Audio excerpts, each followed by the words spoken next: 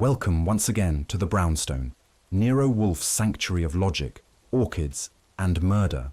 Do tell us where in the world you're listening from, and don't hesitate to share your thoughts. Shall we begin? Nero Wolfe and the Orchid behind the curtain.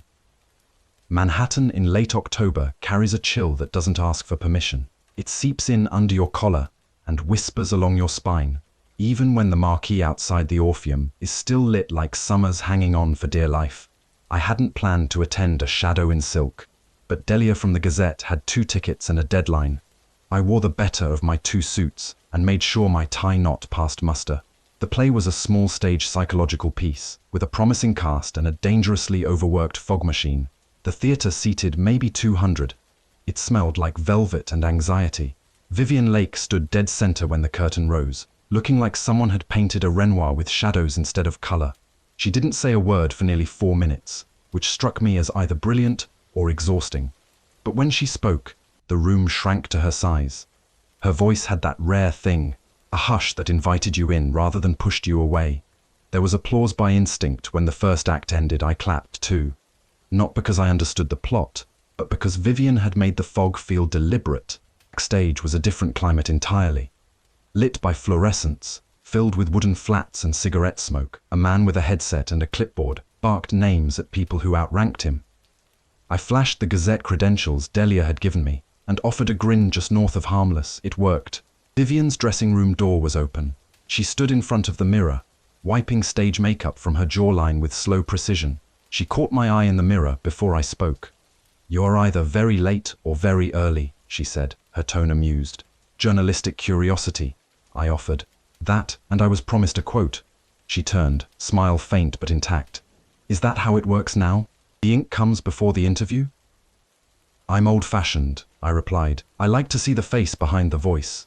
Vivien's laugh was a small thing, like a secret slipping out. She motioned toward a worn red chaise near the dressing screen. I stayed standing. "Vivien Lake," I said.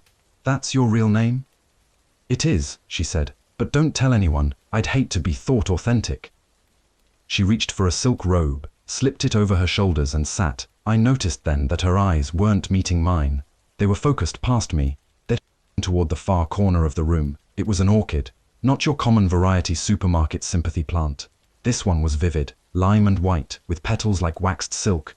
It sat in a dark ceramic pot on a lacquered stand, half concealed behind the deep folds of a velvet stage curtain hung against the brick. "That's an unusual spot for a greenhouse item," I said. She followed my glance. "Oh yes, a gift. From a fan, I suppose. You don't know who sent it? Came with no card, no note." "Odd bloom," I said. "Phalaenopsis bellina, if I'm not mistaken." She looked at me then, brow lifting just slightly. "You know your orchids." "I live with a man who treats them better than most people treat their mothers." "That must be Nero Wolfe," she said. That brought my chin up. "You know the name." Vivien nodded slowly. "He solved the Brenton Gallery matter, didn't he? The art forgery thing. He did. Smart men hide behind thick doors," she said, fingers brushing the orchid leaf like it might break if she pressed. "Smart women hide in plain sight." "You often say things like that?" "Only when men are writing things down," she said, smile returning. I didn't press. Something in her had pulled back, like a tide retreating. The room dimmed slightly as someone in the hallway flicked off a row of stage lights. The orchid seemed to glow a little stronger. "Well," I said, adjusting my cufflink, "I'll let you return to the land of smoke and tragedy." Vivien stood. "If you write anything," she said quietly, "say I played the silence well." "You did," I replied. "Too well, maybe." We stepped out into the alley behind the theatre. The street was damp, and a thin fog curled up from the grates like ghosts looking for shelter. I offered her an umbrella, but she shook her head. "Night air keeps the lies at bay," she said. "That doesn't work in newspapers. It doesn't work in life either, but we pretend." I watched her walk off toward a cab, waiting near the corner, the silk of her robe flashing beneath her coat like a warning. By the time I returned to the brownstone, it was close to midnight. The front door was locked, as expected. Fritz answered after the bell. I nodded at his vest and tie, still perfect, and walked to the office, where Wolfe sat throned in his yellow chair with a book in his lap. "You were out late," he said without looking up. "Art," I said, "or whatever they're calling it now." Wolfe closed the book with a sigh. If you intend to use that tone all evening, I'll excuse you. It was a play, I said, called A Shadow in Silk, starred Vivien Lake. She's got talent, and possibly a stalker. Wolfe raised one brow. Is that a deduction, or an offer of gossip? She had a rare orchid backstage, a bellina, planted in a pot behind a velvet drape. He made a noise that could have meant anything from disdain to indigestion. She said it came without a note, I continued. Then she's lying, Wolfe said, or careless. She mentioned you by name. Ah, he reached for his beer glass. Then she's clever, wants something? No, if she did, she'd have come here. She wanted you to report back, should I? No. That, I thought, was that. The next morning, Fritz knocked once at the office door. He entered carrying a silver tray with 2 envelopes and a folded copy of the Gazette. He placed them on Wolfe's desk, nodded to me, and departed. The headline stopped the room. Starlet found dead. Curtain call turns fatal.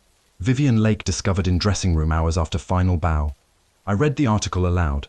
Late last night, authorities confirmed the death of actress Vivien Lake, rising star of the off-Broadway scene. She was discovered in her dressing room by stage manager Douglas Rains.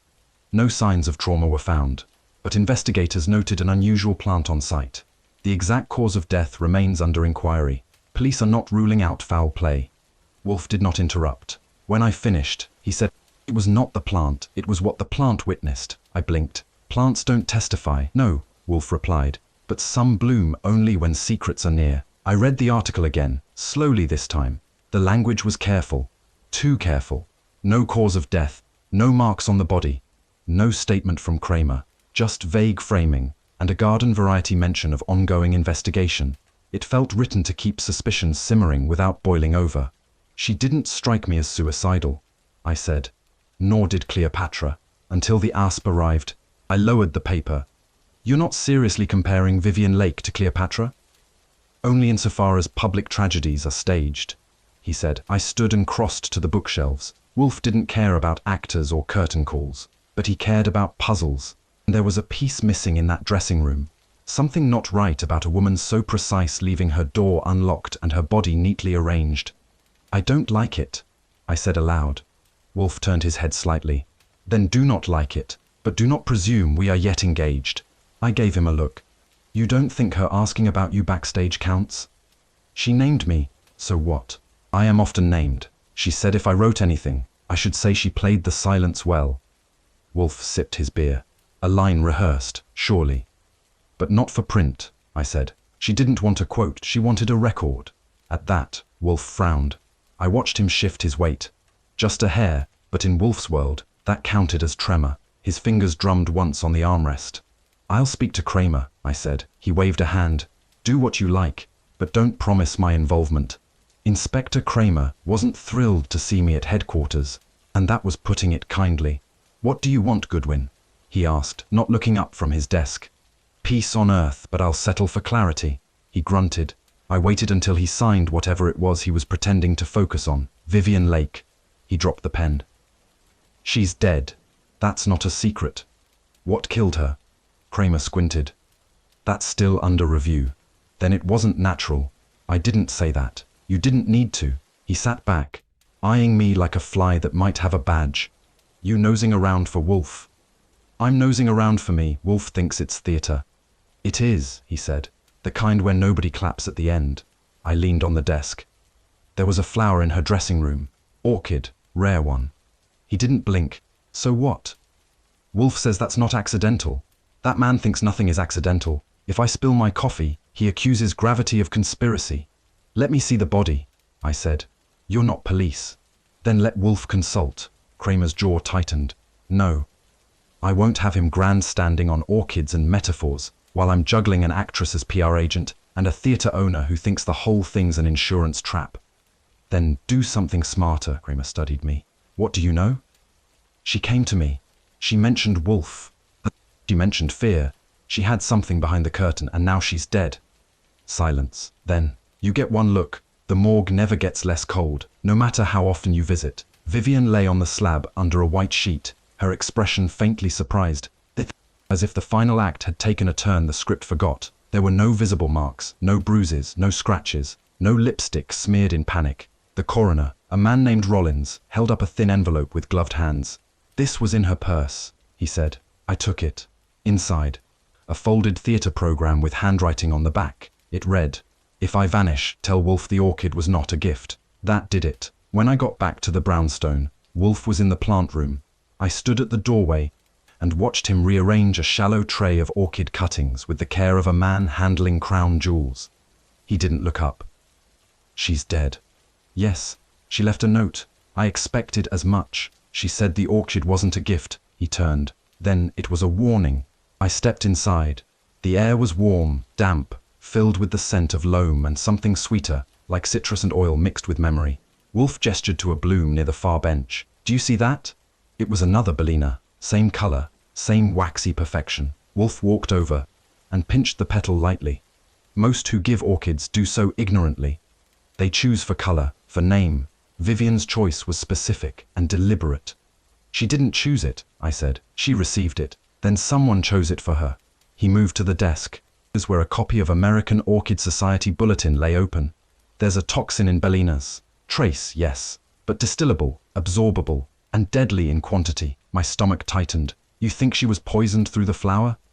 "I think someone wanted her silence," Wolfe said, and dressed it up as admiration.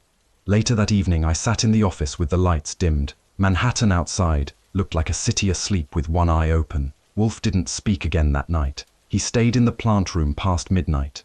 I reread Vivien's note 4 times. Not a gift, a message, or a trap. The velvet curtain had hidden it. That much was clear. What wasn't clear, what wouldn't be clear until we found the sender, was whether Vivien Lake had died for knowing something too soon, or for speaking too late. Either way, the curtain had fallen, and Wolfe, behind his yellow chair, had already begun listening for what came next. The knock came just past 11, not the usual press of the bell. A knock. That alone earned my attention. People don't knock on Nero Wolfe's door unless they don't know better. I rose from my desk, crossed the office, and stepped into the hall. Through the one-way panel, I saw her, pale, wet-eyed, clutching her handbag like it owed her answers. She looked both rehearsed and ruined, a combination I'd learned to recognize. I opened the door just wide enough to speak. "Yes?" Her voice cracked. "I need Mr. Wolfe." "Most people say that. Few mean it." She took a shaky breath. "Please, I knew Vivien Lake." That did it. I held the door, gestured her in, then latched it tight behind us. She stepped into the foyer like she expected it to be warmer. It wasn't. "Name? Lorraine Talbot," she said. "I was her understudy." I led her into the office. Wolfe was seated in the yellow chair, surrounded by lamplight and an air of deliberate boredom. He looked at her without blinking. She looked back, then folded. I caught her before she collapsed entirely, steering her to the red armchair. She didn't resist, said nothing. That was his way. He let silence do the work of interrogation. I brought her a glass of water from the kitchen. Fritz hovered at the threshold, curious, but didn't enter. When I returned, Lorraine was upright again, though barely. Her hands trembled, even as she held the glass steady. "She's dead," she said. Wolfe inclined his head. "So I've heard. No one believes she was scared," Lorraine whispered. "But I know she was." Wolfe leaned back, fingers steepled. "She thought someone was following her," Lorraine continued. "She said she felt watched. Not just at the theatre, everywhere." I sat on the arm of the sofa. "And did she say who?" "No," she said, "but she left something behind. A letter. She said it was for Mr. Wolfe." I glanced at Wolfe. He didn't move. "Where is this letter?" he asked. "That's why I'm here. She gave it to a porter, the day before she died. Said to deliver it personally. I don't think he ever did." Wolfe's brow twitched. "What was the name of the porter?" She shook her head. "I don't know. She only said, he knows the building, that's all." "Did you see the envelope?" "No." Wolfe's voice sharpened slightly. "Then how do you know it exists?" "Because she told me," Lorraine said. "She told me she'd written down everything. Names, dates. She said if anything happened to her." Wolfe raised a hand. She stopped speaking. There was a long silence. I studied her. She wore no makeup. Her hair, once coiffed in theta gloss, now looked slept on and brushed in haste. Her coat was thin, worn at the cuffs. A woman who hadn't expected to perform, but found herself center stage. "Why come here now?" I asked. "Why not the police?" "They wouldn't believe me." "Why Wolfe?" "Because Vivien said he could see through curtains." Wolfe stirred. Not much. Just enough to show interest had landed. "And what do you want?" he asked. "Just to know what happened," she said. "She didn't deserve what they're saying." "What are they saying?" I asked. "That she overdosed on pills." Lorraine's voice turned bitter. Vivien hated pills. She wouldn't take aspirin unless forced. "And yet she died quietly," Wolfe murmured. "Too quietly," I said. Wolfe's gaze shifted to me.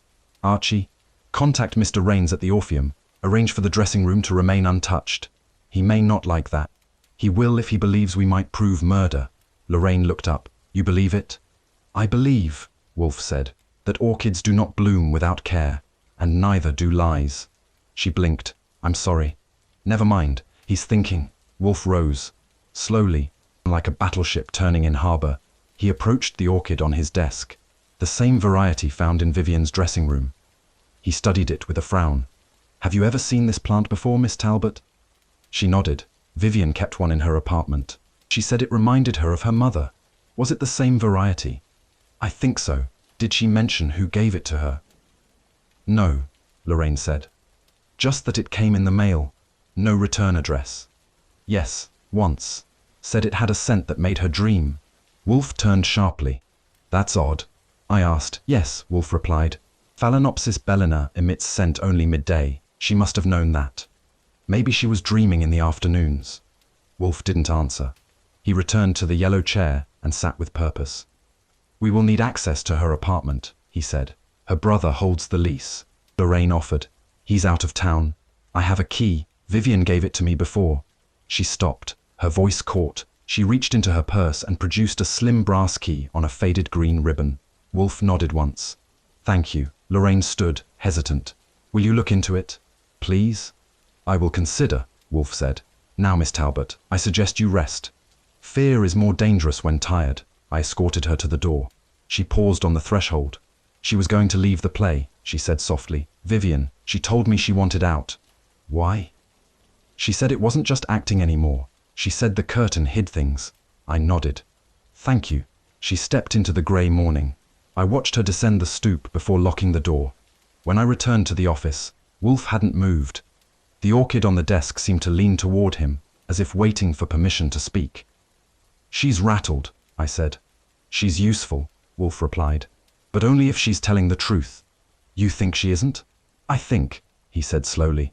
"She arrived with a story rehearsed enough to pass, yet cracked just enough to earn pity." I crossed to the desk. "The key's real, so was the fear, unless you think tears are stagecraft now." "They always were," he said, "especially in women trained to cry on cue." I let that pass. "Vivien mentioned feeling watched," I said. "Now Lorraine says the same." "She didn't say she was watched," Wolfe corrected. "She said Vivien felt watched. The distinction matters." I studied him. "You believe there was a letter?" "I believe Miss Lake intended to leave one. Whether it exists, I don't know." She trusted Wolfe. Trusted he could see through curtains. I paused. "That's not a phrase people use lightly." "She was a performer," Wolfe said. "They romanticize things best left plain." I picked up the orchid's pot, examining the glaze. "You think the same person who sent the flower sent the fear?" Wolfe raised a brow. "If you were being followed, Mr. Goodwin, and received a rare bloom anonymously, would you not draw a line between the two?" "I'd at least ask who was planting it." "Precisely." The next step was clear. We had the key to Vivien's apartment. Wolfe wouldn't go, naturally, and Fritz wouldn't allow me to skip lunch. So I compromised. I waited until we'd cleared the midday meal and coffee. Then I took the train uptown. The building was modest. 3 stories, brown brick, a narrow stairwell that smelled of varnish and vinegar. Vivien's flat was on the 2nd floor. The brass key turned easily. Inside, the air had a kind of hush. No dust yet, no intrusion. The police hadn't done a full sweep, or hadn't cared to. The living bore signs of beauty and restraint. Velvet curtains, olive walls, a single oil painting of a lake in moonlight.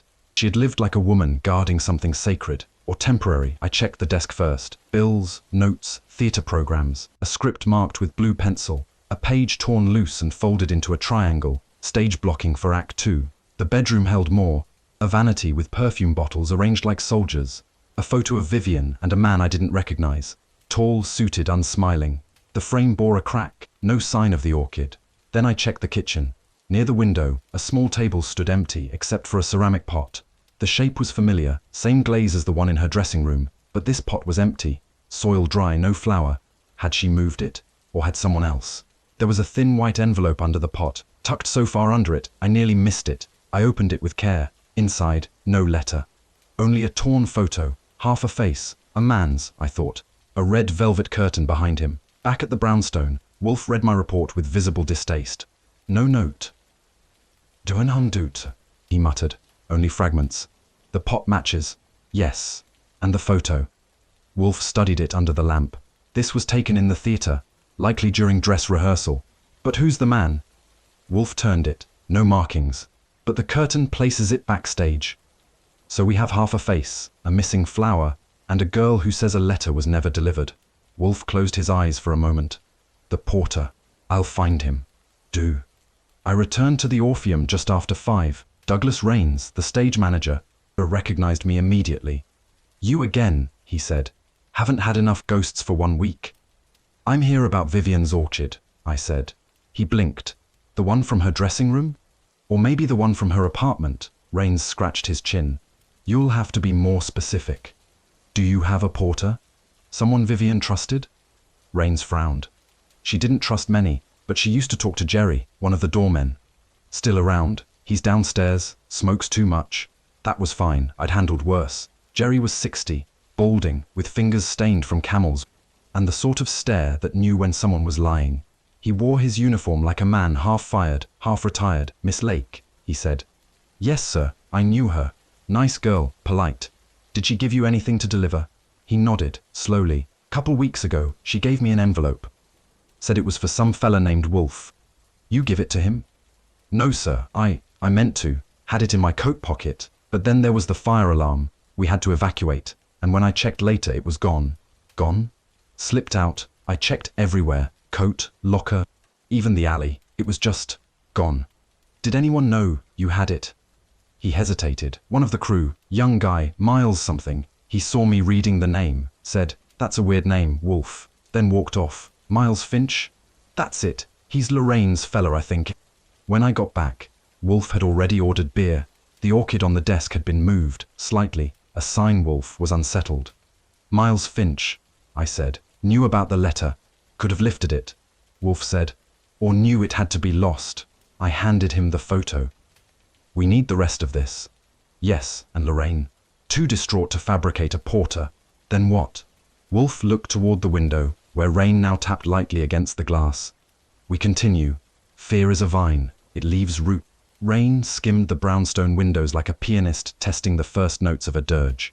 The morning paper had arrived folded with surgical precision, though the news within was anything but tidy. Wolfe had ignored it, as he often did, in favor of a book on orchid morphology, and a glass of orange juice that had gone warm waiting for his approval. I was halfway through the classifieds, a minor vice, when the front bell rang. I set the paper down. Fritz had not answered it. He never did. I went to the door, opened the panel, and let out a sigh. I didn't bother hiding. Inspector Kramer stood there, coat dripping, cigar stub clenched in his teeth like it owed him rent. I opened the door just wide enough to let him pass.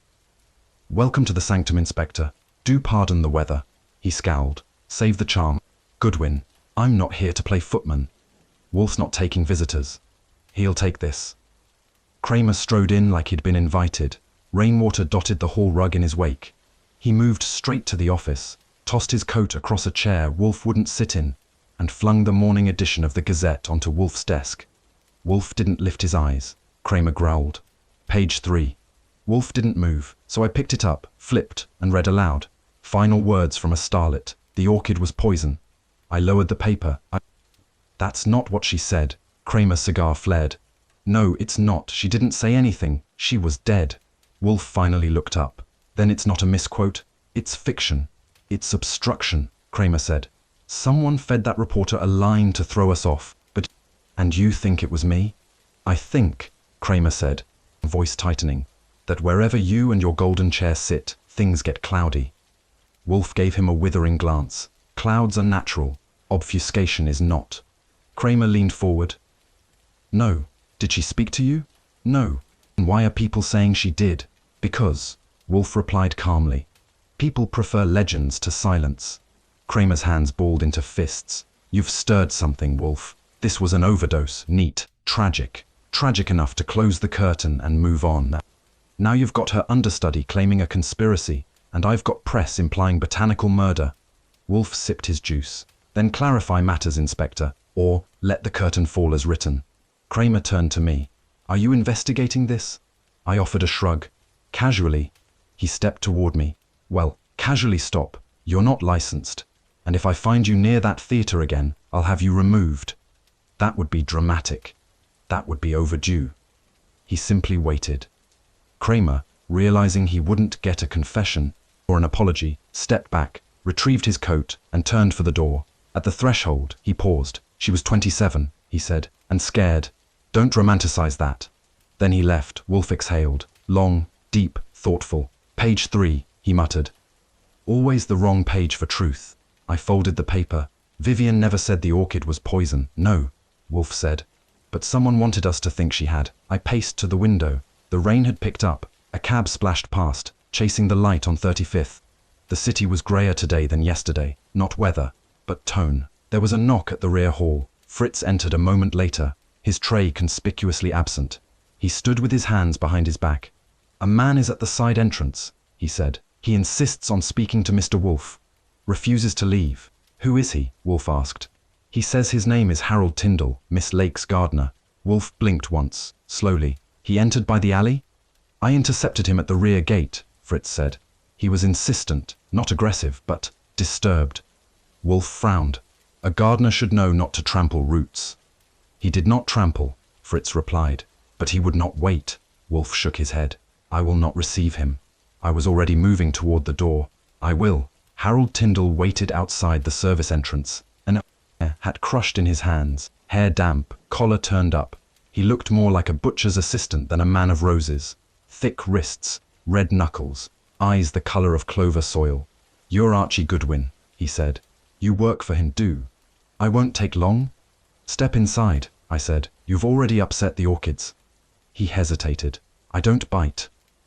He followed me down the back hallway and into the front room, not the office. I didn't want Wolfe's glare with the coffee. I set him near the window, where he could look at something besides the books. I looked after her terrace, he said. Vivien, it was a side job, 3 mornings a week. She liked tulips, but she didn't know how to keep them alive. And orchids. She had 2, real ones, one in the kitchen, one she kept in her bedroom, away from light. I told her they'd never bloom there. Did she say where she got them? Only that they were gifts, anonymous. And did you believe her? No. He fidgeted. She got scared near the end, asked me strange questions. Like what? Can a flower be used to watch someone? Can it be used to hurt? I kept still. She said she felt like the orchids weren't right, like they were listening. And you? I said plants grow toward what feeds them. Light or fear makes no difference. I scribbled in my notepad. You're saying she feared something in the flowers. I'm saying, he whispered. She stopped sleeping near them. I leaned forward. Did she ask you to take them away? Tyndall hesitated. No, but I did anyway. When? 3 days before she died. Early morning. I came in, watered the violets, and found her pacing. She didn't notice me at first. She was talking to herself. What did she say? He looked down at his hands. She kept saying no. They see it all. Did she know she was being followed? She didn't say it straight, but she watched shadows like they owed her answers. I nodded slowly. Where are the orchids now? I burned them. That stopped me. You what? I burned them. In my garden out in Red Hook. I didn't want them in the house. You think they were dangerous. He looked me dead in the eye. I don't think, I know. I folded my notebook. You're going to need to explain that. She touched one the morning I was there, just brushed a petal. Later that night, her hand swelled. She said it itched like glass. I told her to see a doctor. She said, what could they know about flowers? Did she ever mention Wolfe? Only once, said she wanted to send something to him. I asked what. She just smiled and said, he knows orchids, he'll understand. I rose. Mr. Tyndall, I'll need your address. He handed me a slip of paper from his coat. It's all there. You can come see the ash. Is that an invitation? No, it's a warning. Back in the office, Wolfe was reading Bailey's Orchidaceae. He didn't look up when I entered. Tyndall says he burned them. Wolfe didn't blink, cowardice disguised as remedy. He claims the flowers were tainted. Most beauty is. He also said Vivien's skin reacted. Wolfe finally shut the book. That may be true, though likely psychosomatic. He also says she asked about you. Then she was rational, I sat. The gardener believed they were being used. For what? To watch, to poison, to frighten. Plants can do all three, Wolfe said. But not alone. Then someone used them. Yes, Wolfe said. Someone gave her the orchid, and gave it meaning. Enough to convince her it was watching. Could it have been Miles Finch? Possibly, but Finch has yet to appear. I tossed the Gazette onto the desk. Page 3 says she spoke. Wolfe smiled thinly. She didn't, but someone wanted her to. To what end? To create the illusion of a message. I thought a moment. So the lie works like a red herring? No, Wolfe said. Like an echo. To keep us looking for a voice that never sounded. That evening as the city dimmed into the glow of tail lights and saxophones, Wolfe summoned me to the plant room. The warm scent of moss and bloom coated the air.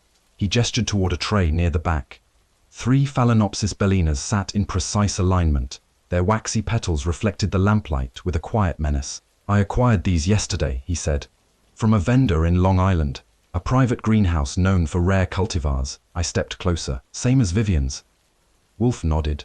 One of them is chemically identical. The other 2 are decoys. And how do we tell them apart? We don't. Not by eye. That's the point. I crouched, examined the pots. Each bore a faint mark near the base. What's that?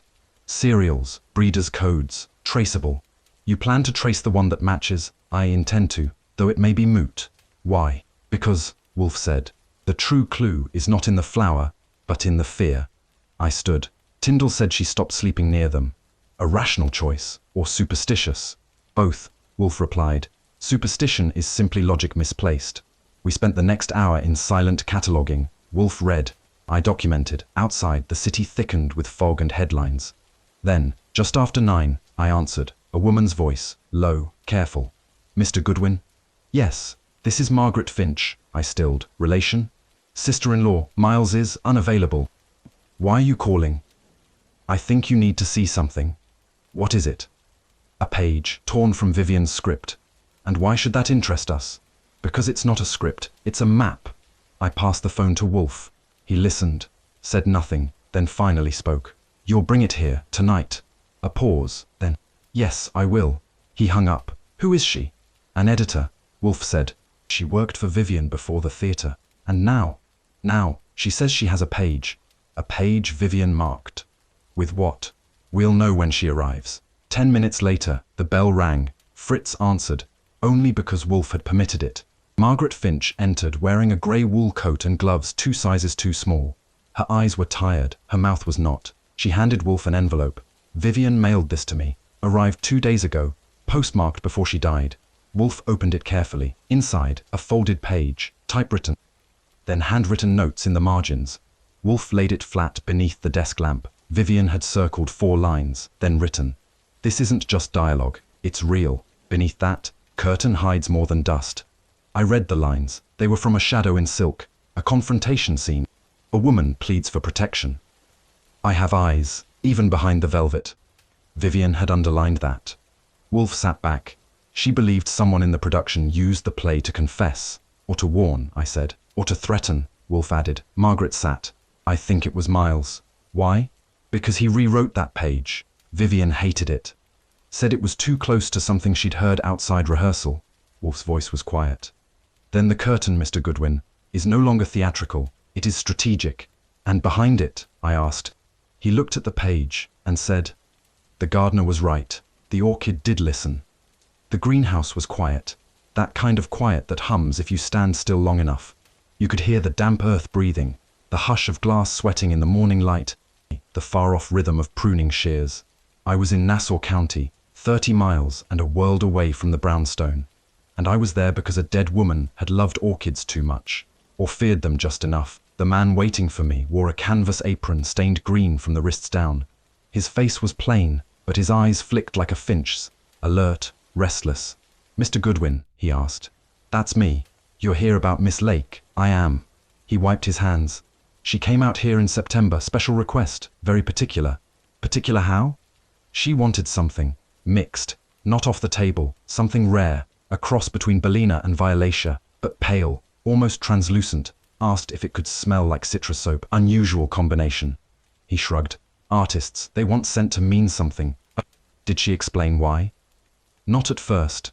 Then one day she said, if it opens wrong, someone's lying to me. And if it opens right, she said she'd know where the danger was. I jotted that down. Wolfe would like the phrasing. Heavy on metaphor, light on fact. It was the hybrid successful. We cultivated it, named it on file as VL3, sent it to her in late October. Did she request more? He paused. That's why I was surprised to get another order. Same flower, same pot. When? He opened a small black book. November 3rd. I frowned. Vivien died November 1st. He looked up. Then someone's pretending to be her. Back at the brownstone, Wolfe didn't look up from his desk as I delivered the file. She commissioned a hybrid, I said. A specific one. A blend of scent and color. It was delivered. Then 2 days after her death, someone else used her name to request another. That got his attention. He removed his glasses, folded them, and leaned back in the yellow chair. They called it VL3, I added. No public listing. Exclusive build. Wolfe nodded slowly. Then it is no longer conjecture. It is fraud. Possibly murder, I said. Depends on what the second flower was used for. Wolfe gestured toward the plant room. Go, bring the tray. Left bench, third from the back. I retrieved it. 3 orchids in shallow ceramic pots, nearly identical, all pale, all gleaming slightly as if dusted in wax.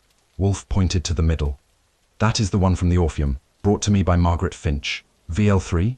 We shall test it. With what? Wolfe rose. With science, Mr. Goodwin.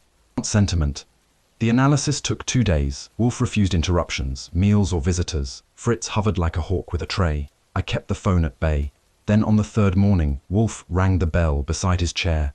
It was a sound I rarely heard, and never ignored. He handed me a slip of paper. 3 ingredients, 2 solvents, 1 warning. Do not expose to skin without gloves. I read it twice. You think Vivien touched this? She did, Wolfe said, and it burned her. Enough to kill. No, he replied, but enough to frighten. He stood, crossed to the orchid tray, and turned the middle pot slightly. Whoever requested this second bloom knew it would look the same, he said. But they didn't expect the chemistry to be tested. Why order it again? Because the first was compromised. By Vivien. Yes, Wolfe said. Or perhaps by conscience. I exhaled. So she saw what it was, and tried to send it to you, and failed. And the second one was meant to finish what the first started. That evening, I returned to the greenhouse. This time, I asked for the delivery ledger. The page for November 3rd showed. Name Vivien Lake, address 1162nd Street, App 3C, paid in cash, signature, V. Lake, initialed only. That's not Vivien's. The clerk squinted. We don't usually verify. If someone knows the cultivar code, we assume it's them. I frowned. You ever see her in person? Twice. Never after October. Who picked up the second? A man, thin, hat pulled low, didn't talk much. Did he leave a number? The clerk checked. No, just the initials, but he left a note. He reached under the counter, pulled a folded card. It read, keep it identical, don't label the box. I took a photo. Wolfe would want the spacing. That night, Wolfe said nothing during dinner. He stared at the orchid on the desk like it might confess under heat. After Fritz cleared the plates, Wolfe stood and moved to the plant room. I followed. He touched the edge of a leaf with tweezers, examining the shimmer under light.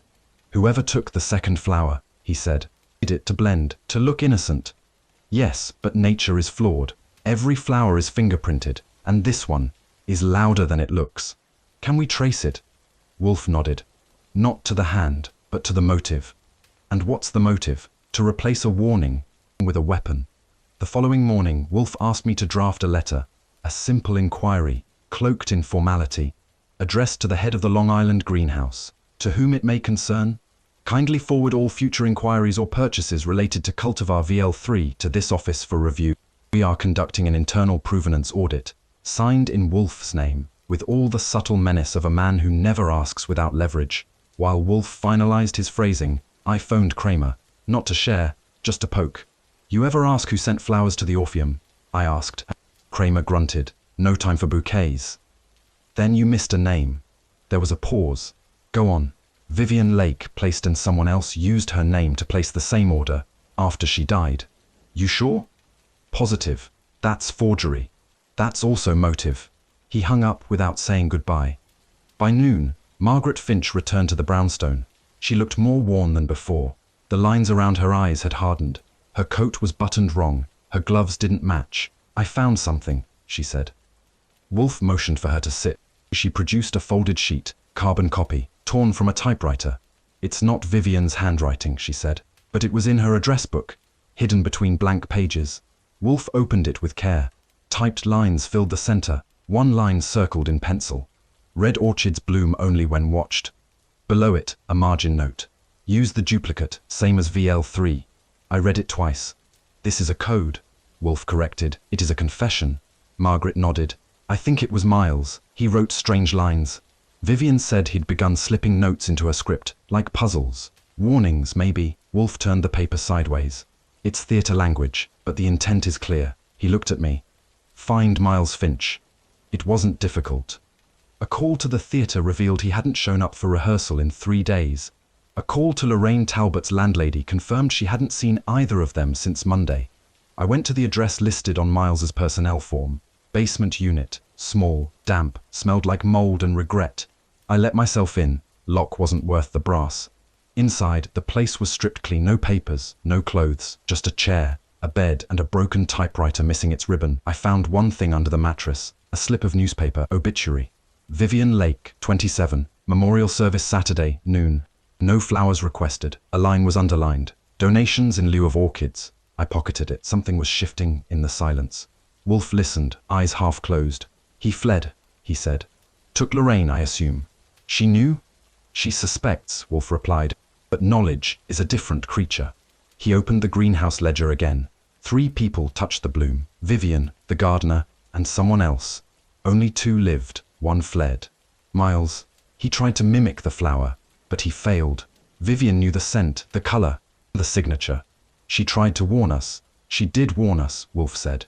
And someone silenced the warning. I paused. Then Vivien wasn't the target. She got in the way. Wolfe nodded. She was the first to notice the petals didn't match. That night, Wolfe dictated a list of names. People involved in the show. People who might have seen the first flower. People who might recognize the second. He called it a test. He didn't explain what kind. I mailed out 20 envelopes. 2 days later, the first reply came by telegram, from Miriam Fallows, lighting tech. Remembered Vivien saying, the flower changed, it's not the same. No. The second came by hand. A note slipped under the brownstone's door, typed, short. VL3 wasn't hers, ask Lorraine. No signature, no address. Wolfe read it, and turned to me. Time to visit Lorraine Talbot. She answered the door in slippers. Pale, hollowed. You're not welcome, she said. Then you're luckier than most, I said, pushing gently past her. She didn't resist. The apartment was dim, curtains closed, ashtrays full. Miles isn't here, she said. He didn't mean to hurt her. That's an admission. She sat. I don't care anymore. I crossed to the table. An orchid sat there. Pale, perfect, faintly gleaming, VL3. I bent closer. It had no scent, just shape, just beauty. Why'd you keep it? I asked. It was mine, she said. He said it would keep me safe. Wolfe's words returned, to replace a warning with a weapon. He lied to you, I said. She didn't deny it. Back at the brownstone, Wolfe listened to every word. Lorraine kept the second flower, I said. She thought it was protection. She feared exposure. She feared Miles. She still does, Wolfe replied. Which means he will return. For her? For the orchid, Wolfe said. Why? Because, he whispered. He cannot let the wrong bloom speak. The knock came sharp, without hesitation. The kind of knock that announces itself like a verdict. Fritz appeared in the doorway, expression unreadable. Miss Lorraine Talbot, he said. Wolfe gave no reply. He was elbow deep in a translation of Pliny's Natural History, open beside a glass of raspberry cordial. He didn't glance up. That was permission enough. I crossed to the door and opened it. She stepped in without waiting. Not the same Lorraine from last week. Gone were the trembling hands and frayed nerves. She moved with intent now. Her coat was heavier, her hair pinned back tightly, and her mouth wore the kind of restraint a courtroom might envy. I won't stay long, she said. You say that like it's your decision, I replied. She gave me a look. Not angry, not apologetic. As if she knew the temperature of the room before entering it, she followed me to the office. Wolfe looked up. "Miss Talbot," he said, without warmth or inflection. She didn't wait to sit. She went straight for the red chair and crossed her legs. "I understand you are still asking questions. That is correct." She glanced at me. "I want to be clear about something." I raised an eyebrow. "Clear is good. I had nothing to do with Vivien's death." Wolfe took a slow sip of his cordial. "Many guilty people say so, and a fair number of innocent ones." She folded her hands. "I came because I heard you are looking into her orchid, the second one. That has nothing to do with me." I smiled. "Then you're well informed." "Too well." She didn't blink. "Miles told me." "Where is he?" "I don't know." "You were living with him, briefly." "Convenient." Wolfe cut in. "Miss Talbot, when you last visited this office, you claimed Miss Lake attempted to contact me." "She did?" "You claimed she entrusted a letter to a porter." "She did. And yet no letter arrived." "She believed it would." "Belief is not evidence." Lorraine leaned back slightly. "So what would you like from me?" "The truth," Wolfe said. She scoffed. "And who decides what that is?" "I do," Wolfe replied. "When the lies wilt." I stepped in. "Let's talk about the night of the preview. Where were you?"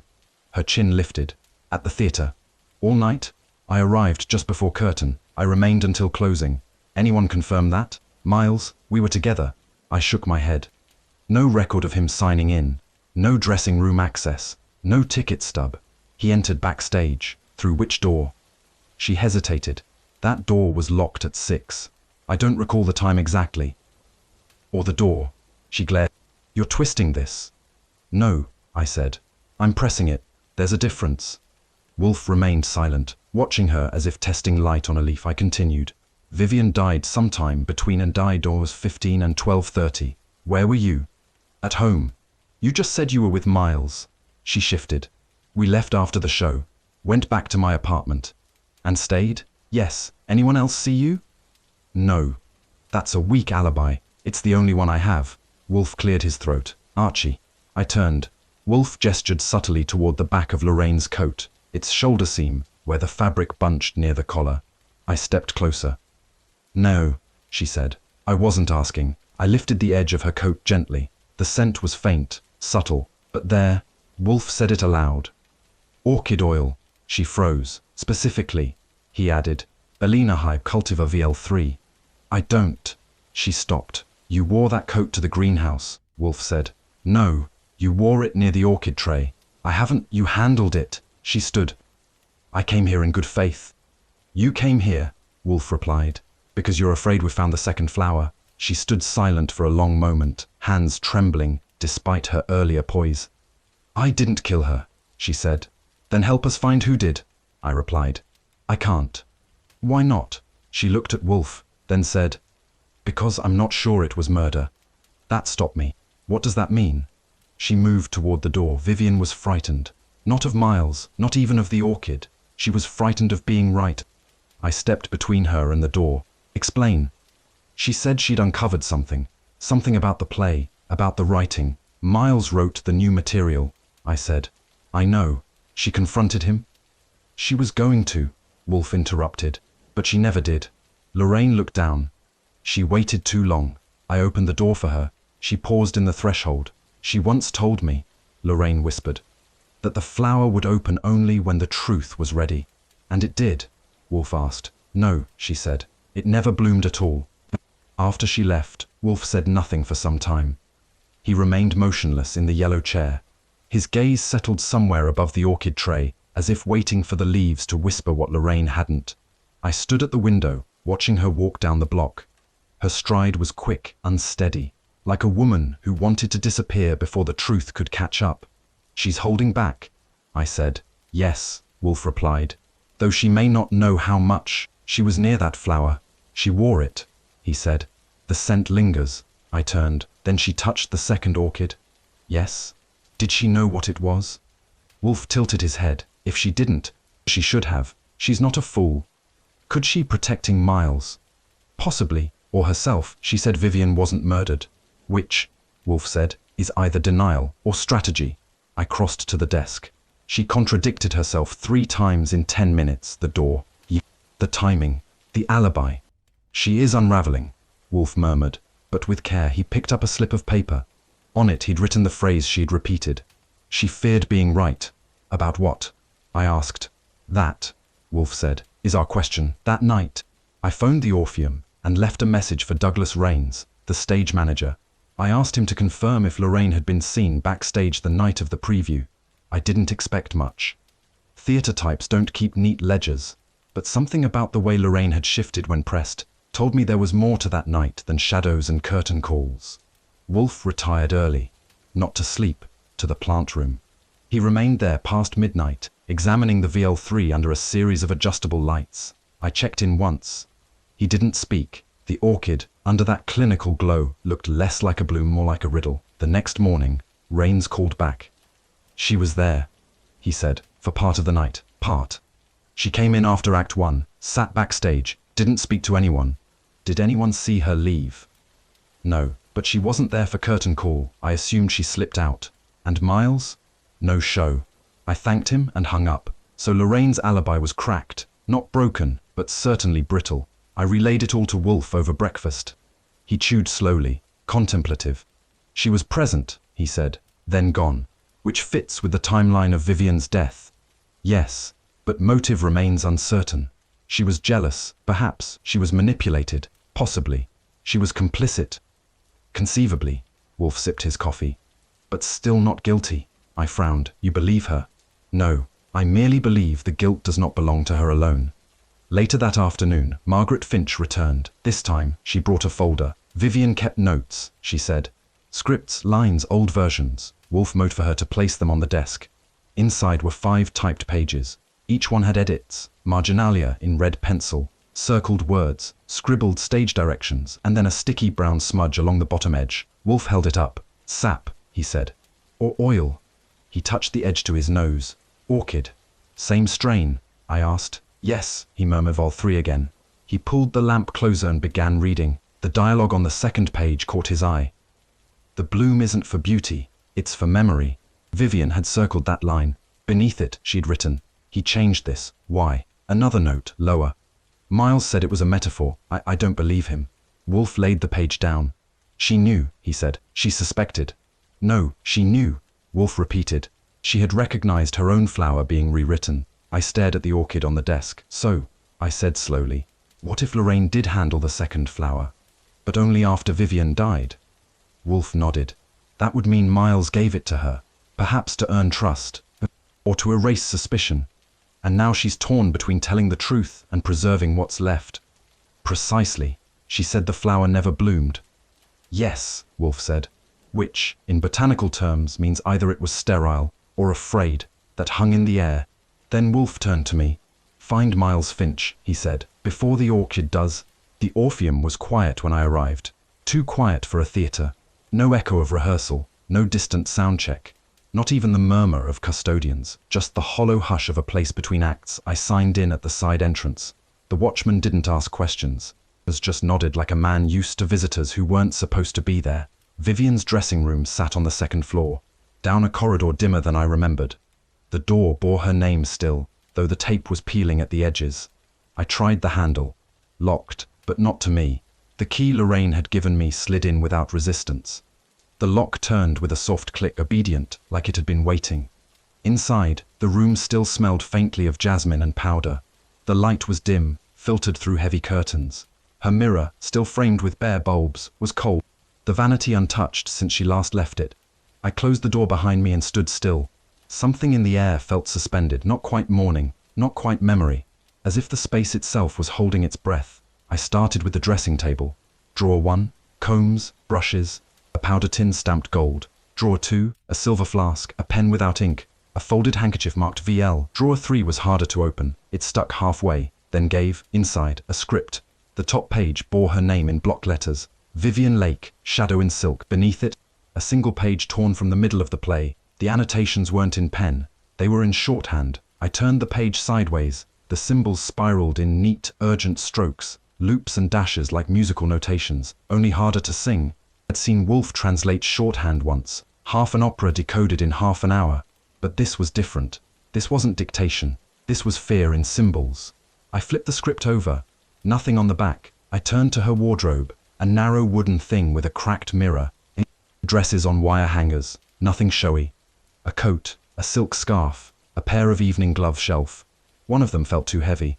I slid a finger along the lining. There it was, pressed flat, hidden in the seam, an orchid petal. Not whole, just one petal, dried, brittle, and fragile as a confession.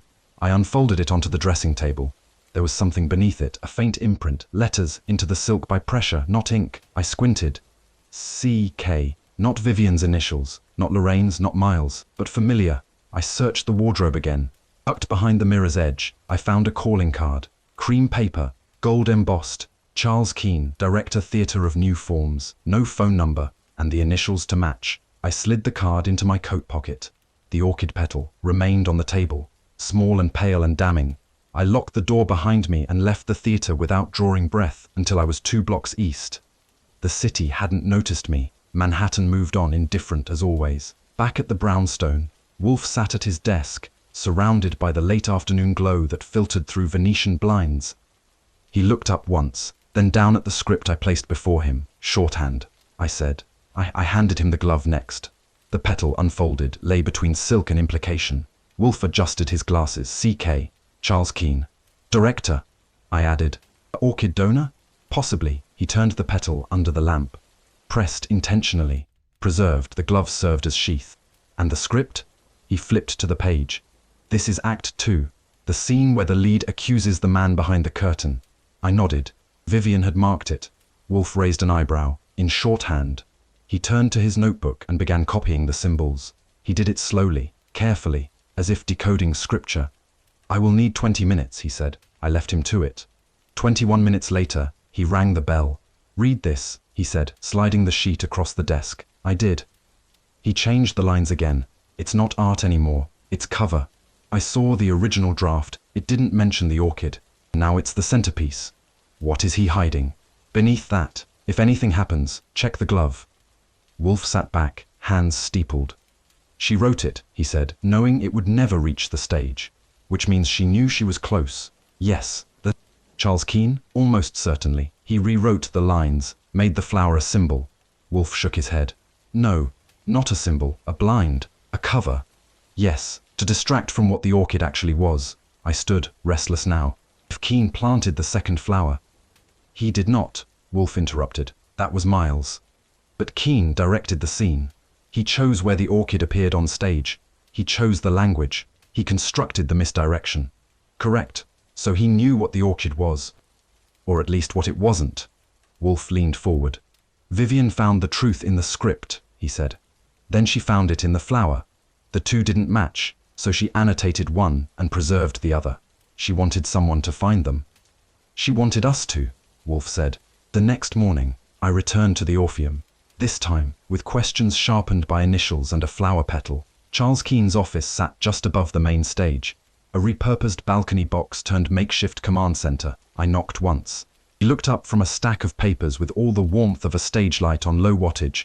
Mr. Goodwin, he said, come to audit the curtain. I stepped inside. Come to talk about orchids. That got a flicker. Unusual subject, he said.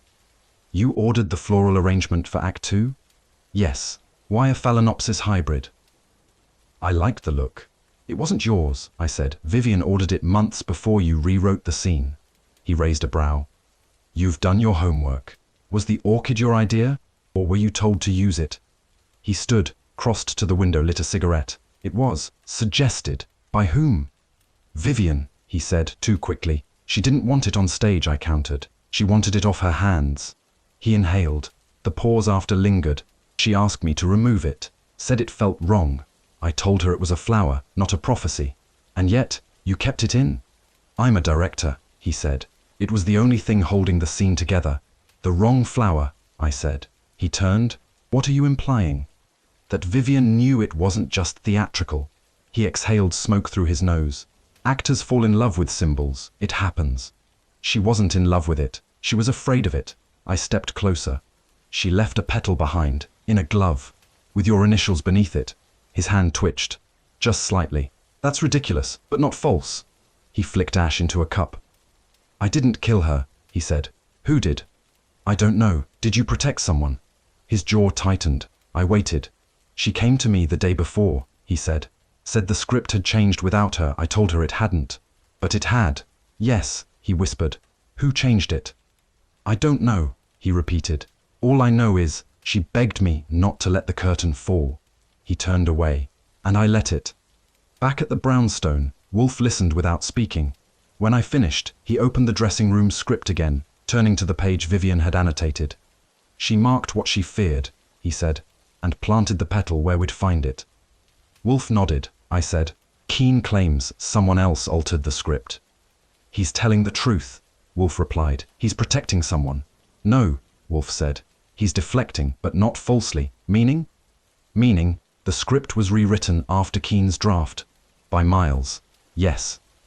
And he used Vivien's flower as a decoy, a false symbol, a misdirection. Wolfe stood, walked to the orchid tray, and lifted the middle pot. This, he said, is not theatre. I nodded. So what do we do next? We don't, Wolfe said. He will. Who? Miles Finch. Wolfe set the orchid back down. He's been waiting for us to discover what he did.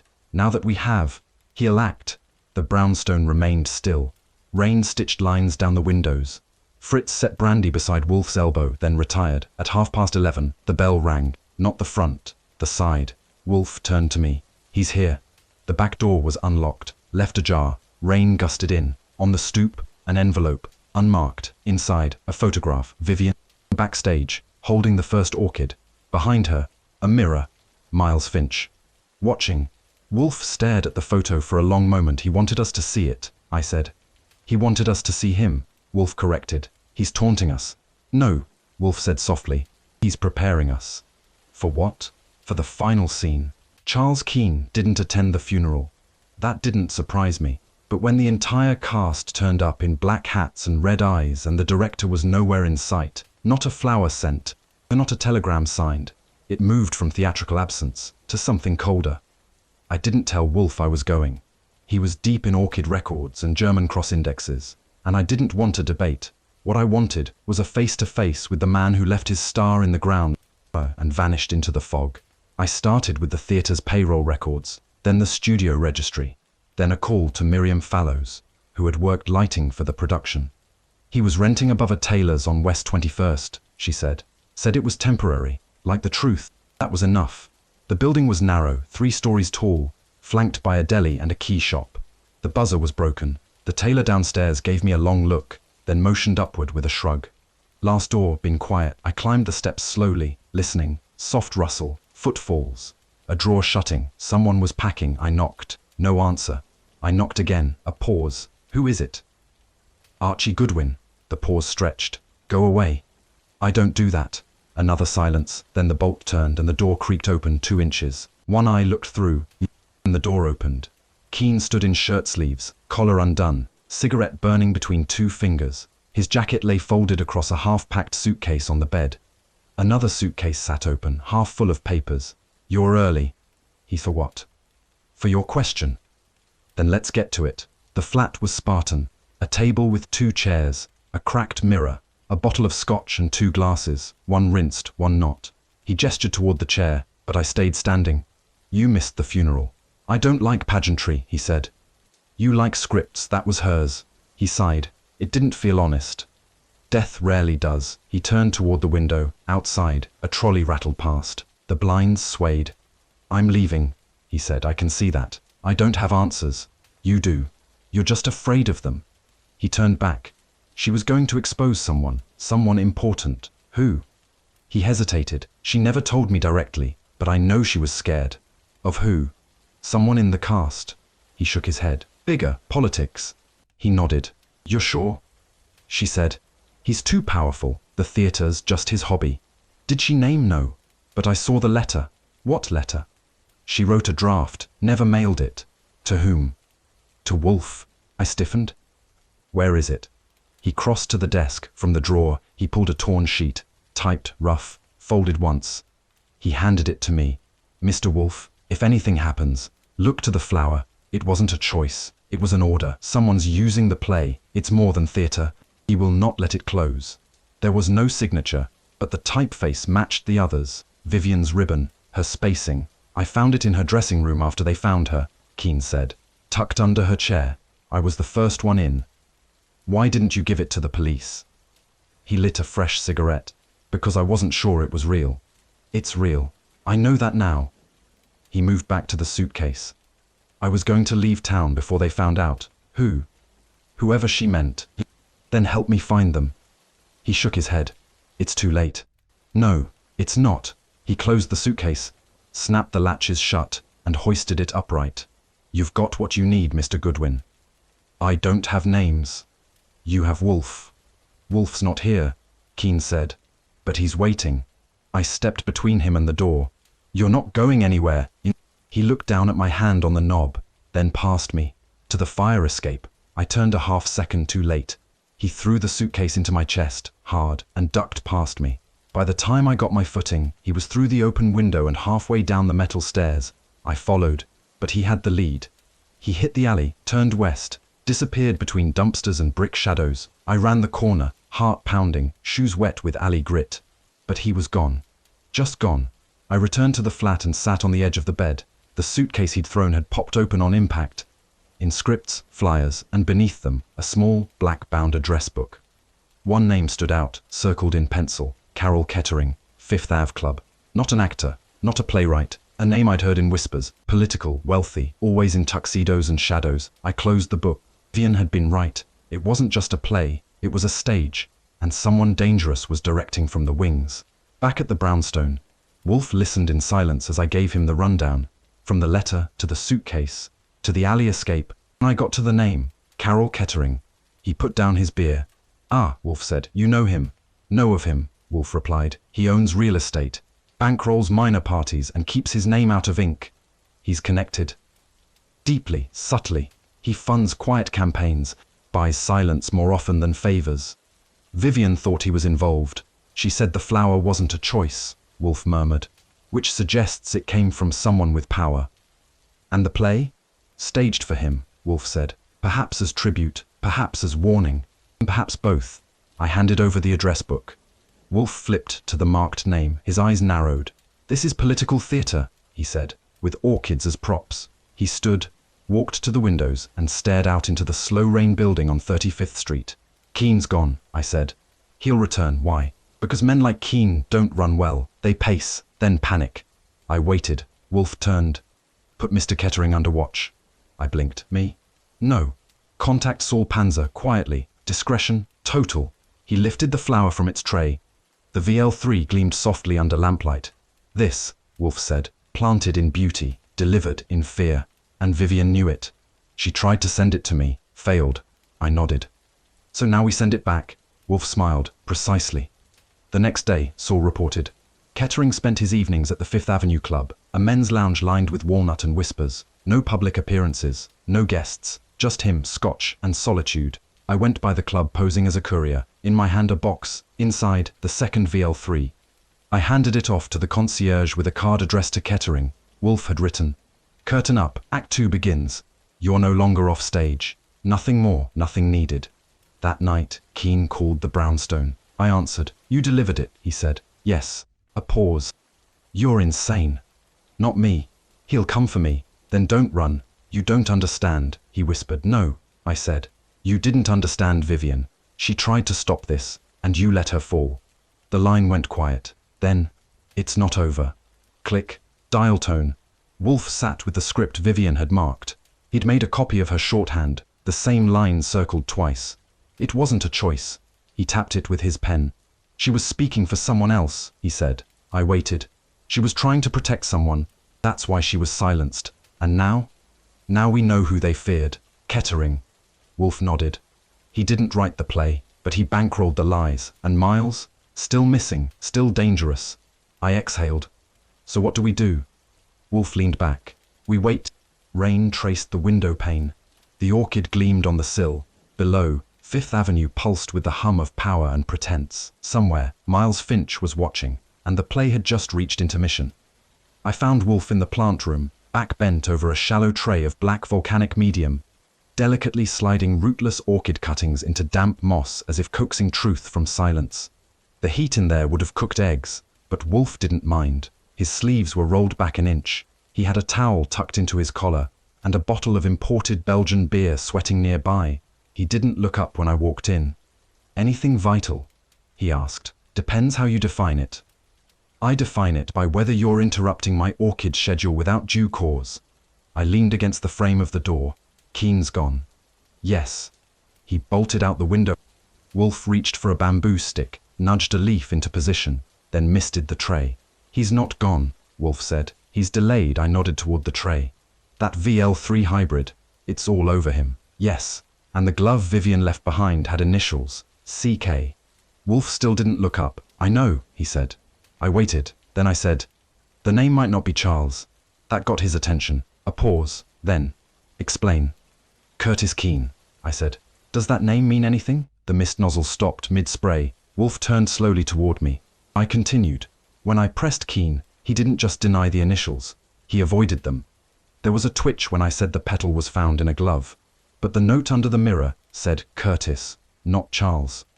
Wolfe straightened. "You're sure of the name?" "Positive. I checked with the theatre's first manager. Back when the Orpheum was staging vaudeville, they said Charles Keene started using that name after 39. Before that, it was Curtis L. Keene." Wolfe removed his gloves. He wiped his hands on the towel and moved toward the bookcase against the rear wall. "Left-hand side, bottom shelf, red binding, ledger, 1940. I retrieved it. The thing was thick as Fritz's pot roast and bound in cordovan leather, embossed with a gold serif W. Wolfe opened it with the care of a man consulting sacred scripture. He turned pages slowly until he reached a narrow column of entries written in fountain pen. There it was, March 17, 1940. Curtis L. Keene, question. Possibility of hybridizing Bellina X violacea to reduce scent but preserve wax texture. Result. Too unstable. Customer unsatisfied. Declined further consultation. Wolfe tapped the entry. "That," he said, "is our man. And the flower. He tried to create it himself," Wolfe said. "He failed. So he took Vivien's." "No," Wolfe corrected. "He watched her take his idea and do it better. She consulted a real greenhouse. With time, precision, success. What he failed to achieve, she made beautiful." I stepped back. "So it wasn't the flower that made him dangerous. It was the failure." Wolfe nodded once. "Pride," he said, "the most fatal perfume." I followed him back to the office. He dropped the ledger beside the Gazette, pushed his beer an inch closer, and eased into the yellow chair like it was waiting for him. The lamplight caught a glint in his eyes that only ever showed up when the truth began to take shape. "She took his name," I said. "She took his method," Wolfe replied. "And the play?" "She turned it into protest.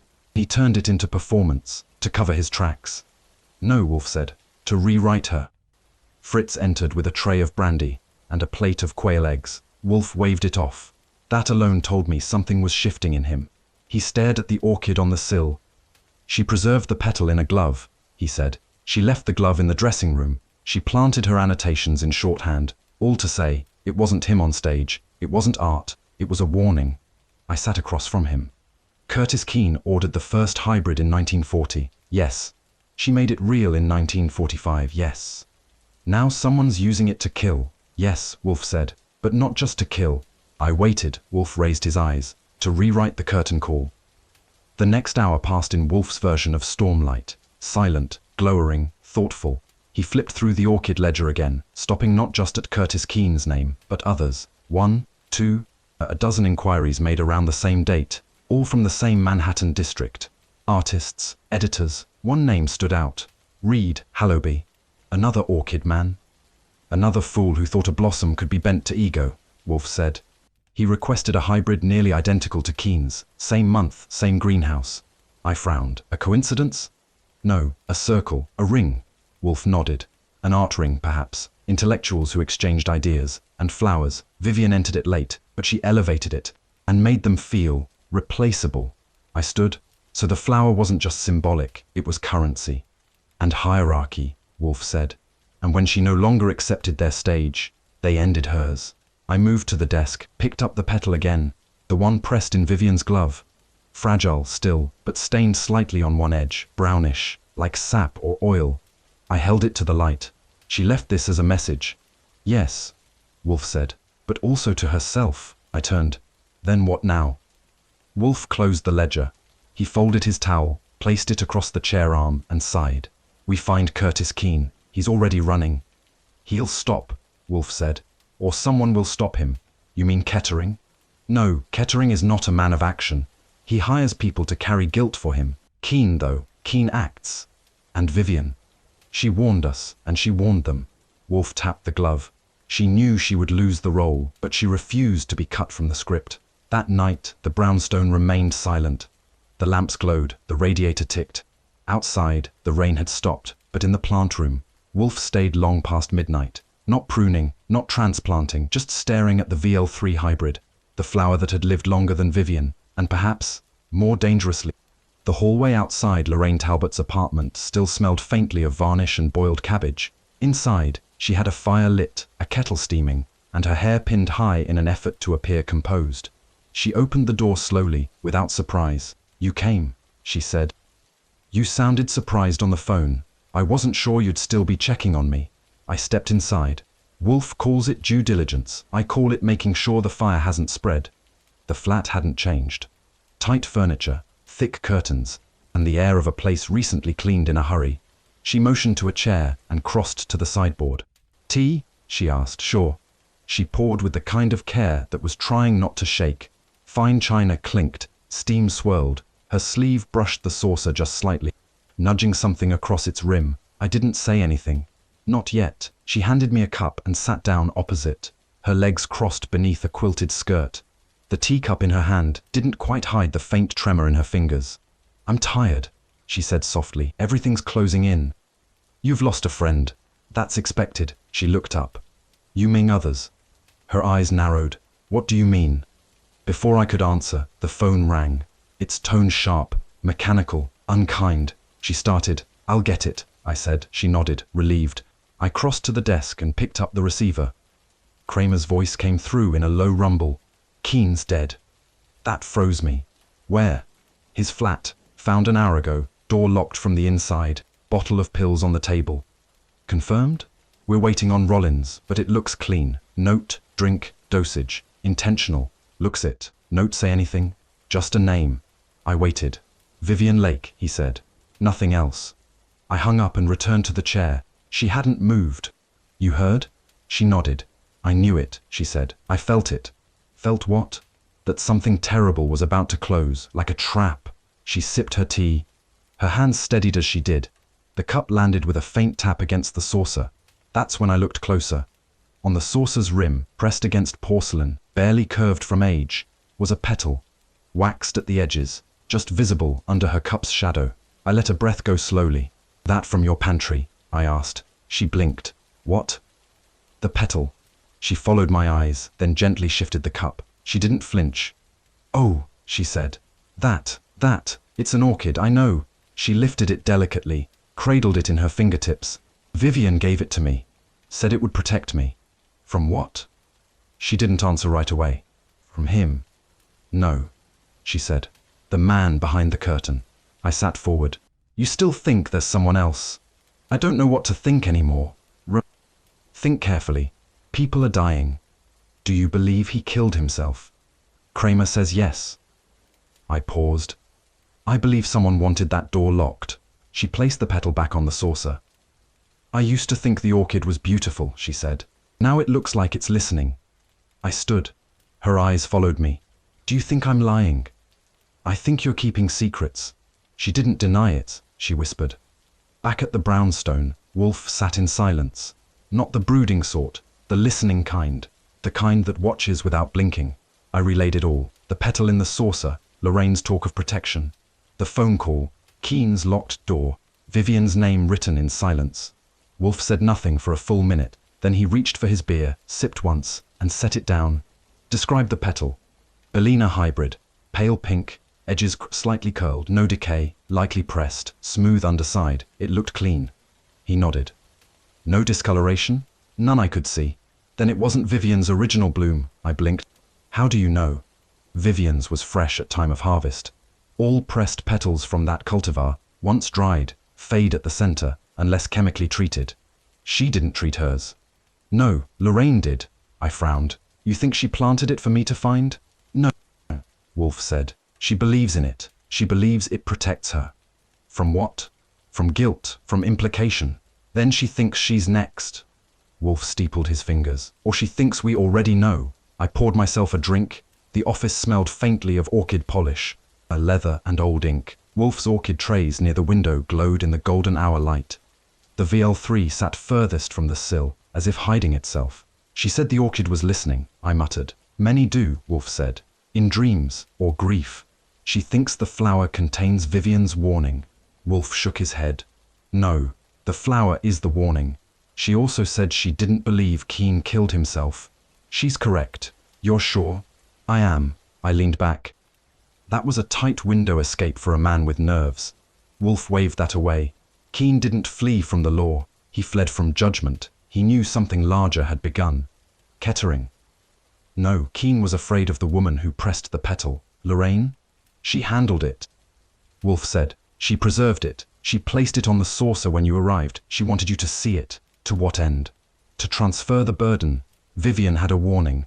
Lorraine wanted it to become an omen. I exhaled. That's poetic, but not actionable. It will be, Wolfe said. Later that night, as rain returned to the city, and the lamps turned to amber in the glass, Wolfe returned to the greenhouse. I stood at the door. He was there, still in shirt sleeves, arranging a new series of notes near the VL3. Every slip of paper marked with initials, names, crossbreeds. He said nothing, but I watched his hand hover near one bloom. Not to touch, to test the scent. He didn't inhale, he didn't trust it. Neither did I. Wolfe didn't look up when I walked into the office. He was cradling the VL3 hybrid under lamplight, examining the upper petal with the same focus he usually reserved for a murder weapon or an aged Stilton. He said only one word. Envelope. I handed it over. Plain, cream-coloured, addressed to Miss Lorraine Talbot. Postmarked 5 days before Vivien's death. Slit it cleanly with a brass knife, removed the folded order form inside, and laid it flat on the desk between us. He pointed. Delivery address. Orpheum Theatre, private mailbox 7C, Miss Lorraine Talbot. Not Vivien's apartment, not her agent, not her brother, not a mistake. He turned to me. Read it. I did. 1 specimen. Phalaenopsis bellina hybrid, citrus-scented, cultivated variant VL3, pot color ivory. Instructions, no label.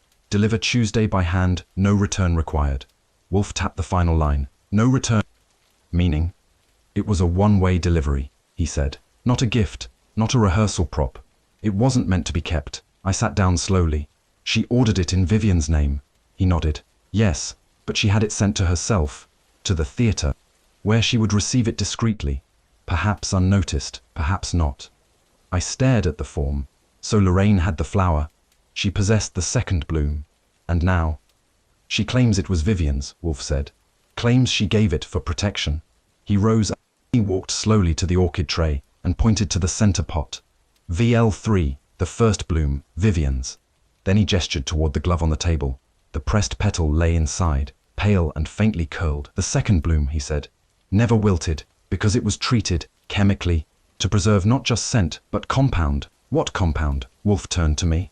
Oxyglossin, I froze. That's extracted from orchid roots. He nodded. Specifically Bulbophyllum vaginatum, rare, illegal, and in concentrated form, lethal. Absorbed through skin? Yes, Wolfe said. Untraceable within 12 hours. Mimics common sedatives in autopsy. Vivien touched it. She handled it. Then became ill. She preserved it, Wolfe said. Kept it in a glove. Pressed it under heat. Believed it was protection. And never realized what it had become. I said nothing. Wolfe returned to his chair and eased into the yellow leather with the weight of deduction. She received the second orchid, he said. She hid the delivery. She misattributed the source, then planted the petal for us to find. She thought it was sacred, I said. Symbolic. She thought it gave her power, Wolfe said. Which means she never asked what it was. I picked up the envelope again, reread the postmark. She ordered it under Vivien's name. Yes, forgery. Not necessary.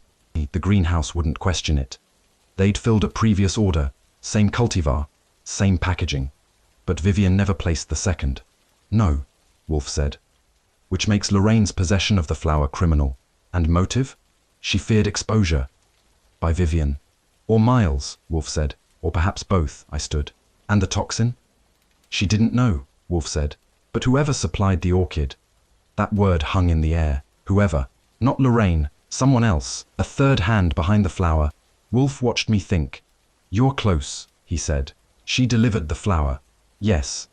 But someone built it. Wolfe nodded. And that person knew what they were growing. Correct.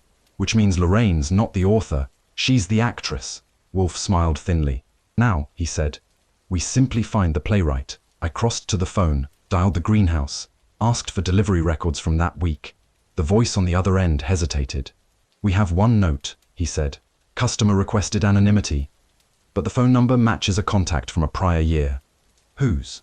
A pause. C. Keene. I lowered the receiver slowly. Curtis Keene had placed the second order, but sent it to Lorraine under Vivien. Wolfe said nothing. He just leaned back, fingers steepled, and stared at the orchid in the window. She held the bloom, he said softly, but never knew it held her back. The rain thickened outside, thudding softly against the brownstone windows like someone knocking but too polite to insist. Inside, Wolfe remained motionless.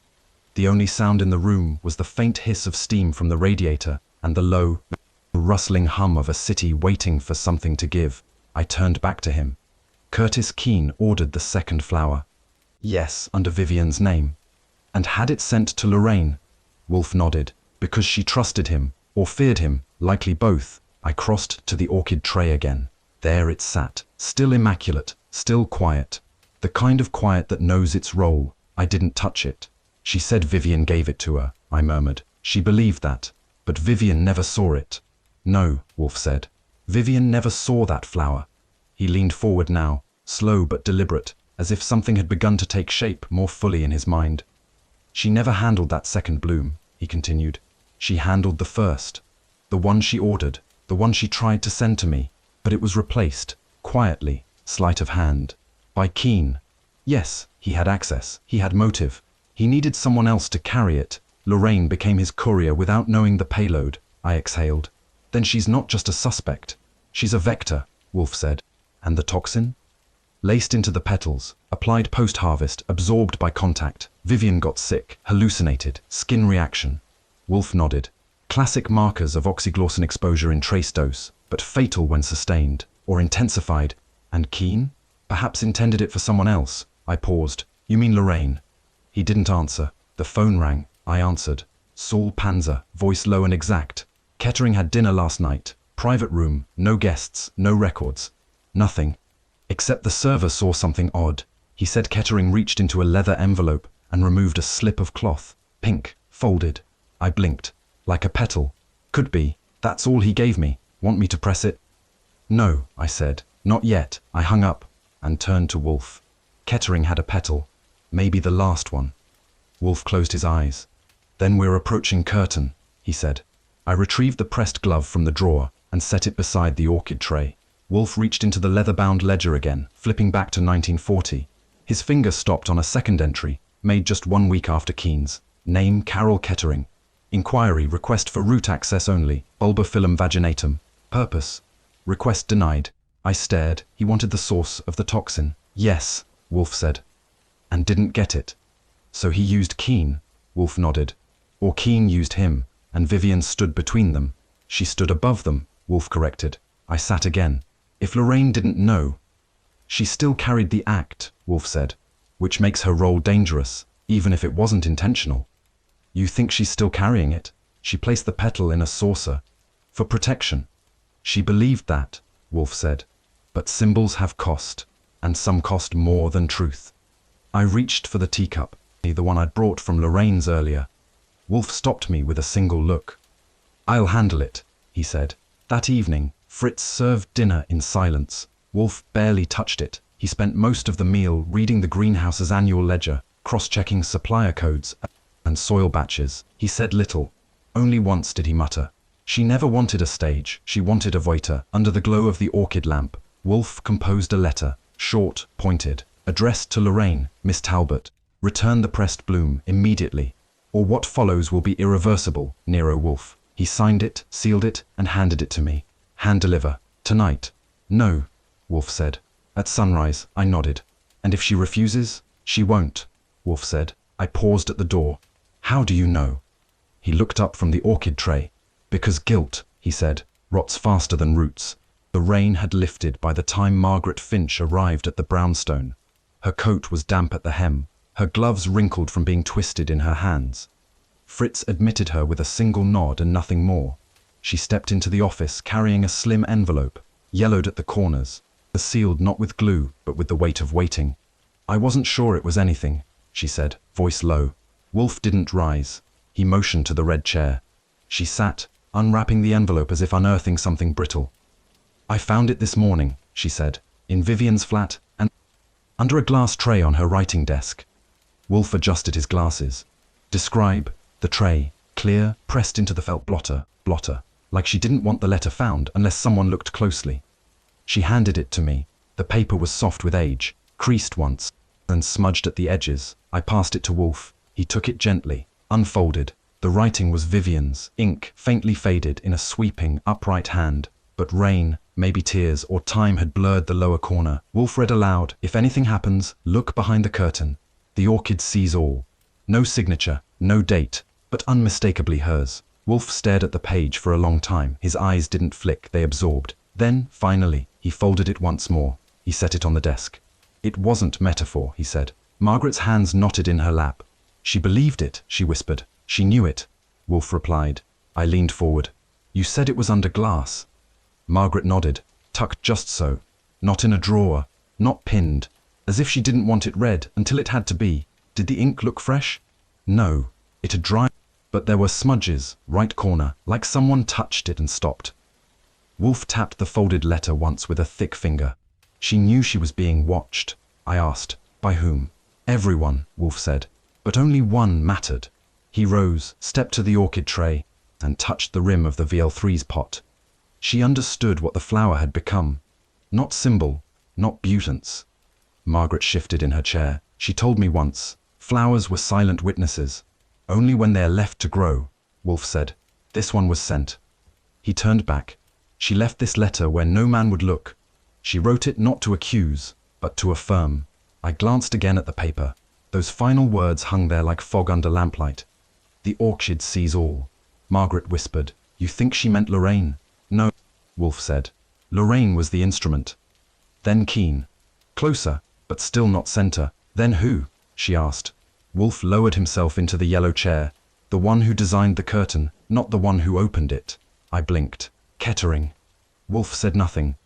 He merely glanced at the orchid once more, not with admiration, with respect, and perhaps with pity. The Orpheum sat quiet under fog, its marquee dark, the poster cases empty. Inside, the house lights were off. The stage sat like an altar left mid-ritual, curtain drawn, velvet thick and silent. Kramer met me by the stage door. He looked like he hadn't slept. His overcoat was damp, collar up, cigar stub clenched but unlit. "Wolfe said to meet you here," he muttered. "Not my idea," I said. But he insisted. Kramer nodded toward the wings. "What are we looking for?" An answer in velvet. He gave me a look. "Just help me find the seam." We climbed the narrow stairs behind the main drape. The curtain was a full drop, 12 feet from valance to deck, thick with dust, heavy with decades of rosin and memory. I pulled on a glove and slid my hand across the inner fold. A puff of fine powder bloomed. "Paint?" Kramer asked. "No." I leaned closer. "See the shimmer?" It was faint, only visible when the beam of the portable lamp hit the fabric at an angle. Iridescent, golden green. Kramer frowned. "You think this is orchid pollen?" "Not Thed. No." Back at the brownstone, Wolfe examined the swatch I'd taken. It was sealed in a glass slide, clipped from the underside hem of the curtain's center panel. He held it up to the lamp. "Clever," he muttered. "Yes." He turned the slide. "The texture of VL3 is unmistakable," Wolfe said. "But the volume of particles here exceeds natural dispersal." "You mean it was applied?" "Yes," Wolfe said. "Embedded, sprayed or dusted into the pile." Kramer stepped forward. "How much?" "Enough," Wolfe replied, "to create sustained exposure over days, weeks." I frowned, inhaled. "Continuously." Kramer scowled. "By Vivien." "She rehearsed daily beneath that drape," Wolfe said. Lines spoken into the dust, breath by breath. Kramer shifted. "You're saying she was poisoned through the curtain?" Wolfe tapped the glass. Slowly, imperceptibly, until it became internal. I sat, arms folded. "Then Lorraine's flower was a decoy," Wolfe said. "A ritual object. The true delivery was here." He pointed at the curtain photo I'd taken backstage. The orchid was not just symbolic, it was weaponized. Kramer muttered a curse and crossed to the desk. How do we prove it? You don't, Wolfe said. You show it. Kramer turned. In court. No, Wolfe said. To Kettering. That stopped him. Kettering. He designed the stage, Wolfe said. He funded the drape. He owns the theatre? Wolfe nodded once. And more, I leaned forward. He embedded the pollen? No, Wolfe said. But he ordered the curtain changed. 6 weeks ago, the old one was stripped. The new one arrived from his supplier. Kramer whistled. Timing lines up. Yes. And Vivien started feeling ill? She complained of dizziness after tech rehearsal. Her voice thinned. She had hand tremors. All before the preview. Yes, Wolfe said. But she didn't connect it to the stage. She blamed nerves, stress, residual illness. And no one else noticed? Wolfe looked toward the orchid tray. Because the dose was tailored, only those near center stage, those facing the light, would inhale the bloom. I stood. She died in the spotlight. Yes, Wolfe said, and she never saw what was above her. She did, Wolfe said. But not soon enough. Kramer crossed his arms. You want me to question Kettering? No, Wolfe said. You want to confront him yourself? No, then what? Wolfe looked toward me. I want you both, he said, to invite him here. We sent the note by hand, no return address. It read, a question blooms in velvet, come before it fades. Wolfe knew he would come. Men like Kettering couldn't resist mystery dressed in confidence. He arrived just after 7. Black coat, ivory scarf, calm eyes. He removed his gloves slowly, then stepped into the office like it was his. You summoned me. Wolfe didn't rise. He gestured to the red chair. Kettering sat. I assume this is about Vivien. No, Wolfe said. This is about the drape. Kettering smiled faintly. What drape? The one your foundation supplied. Kettering folded his legs.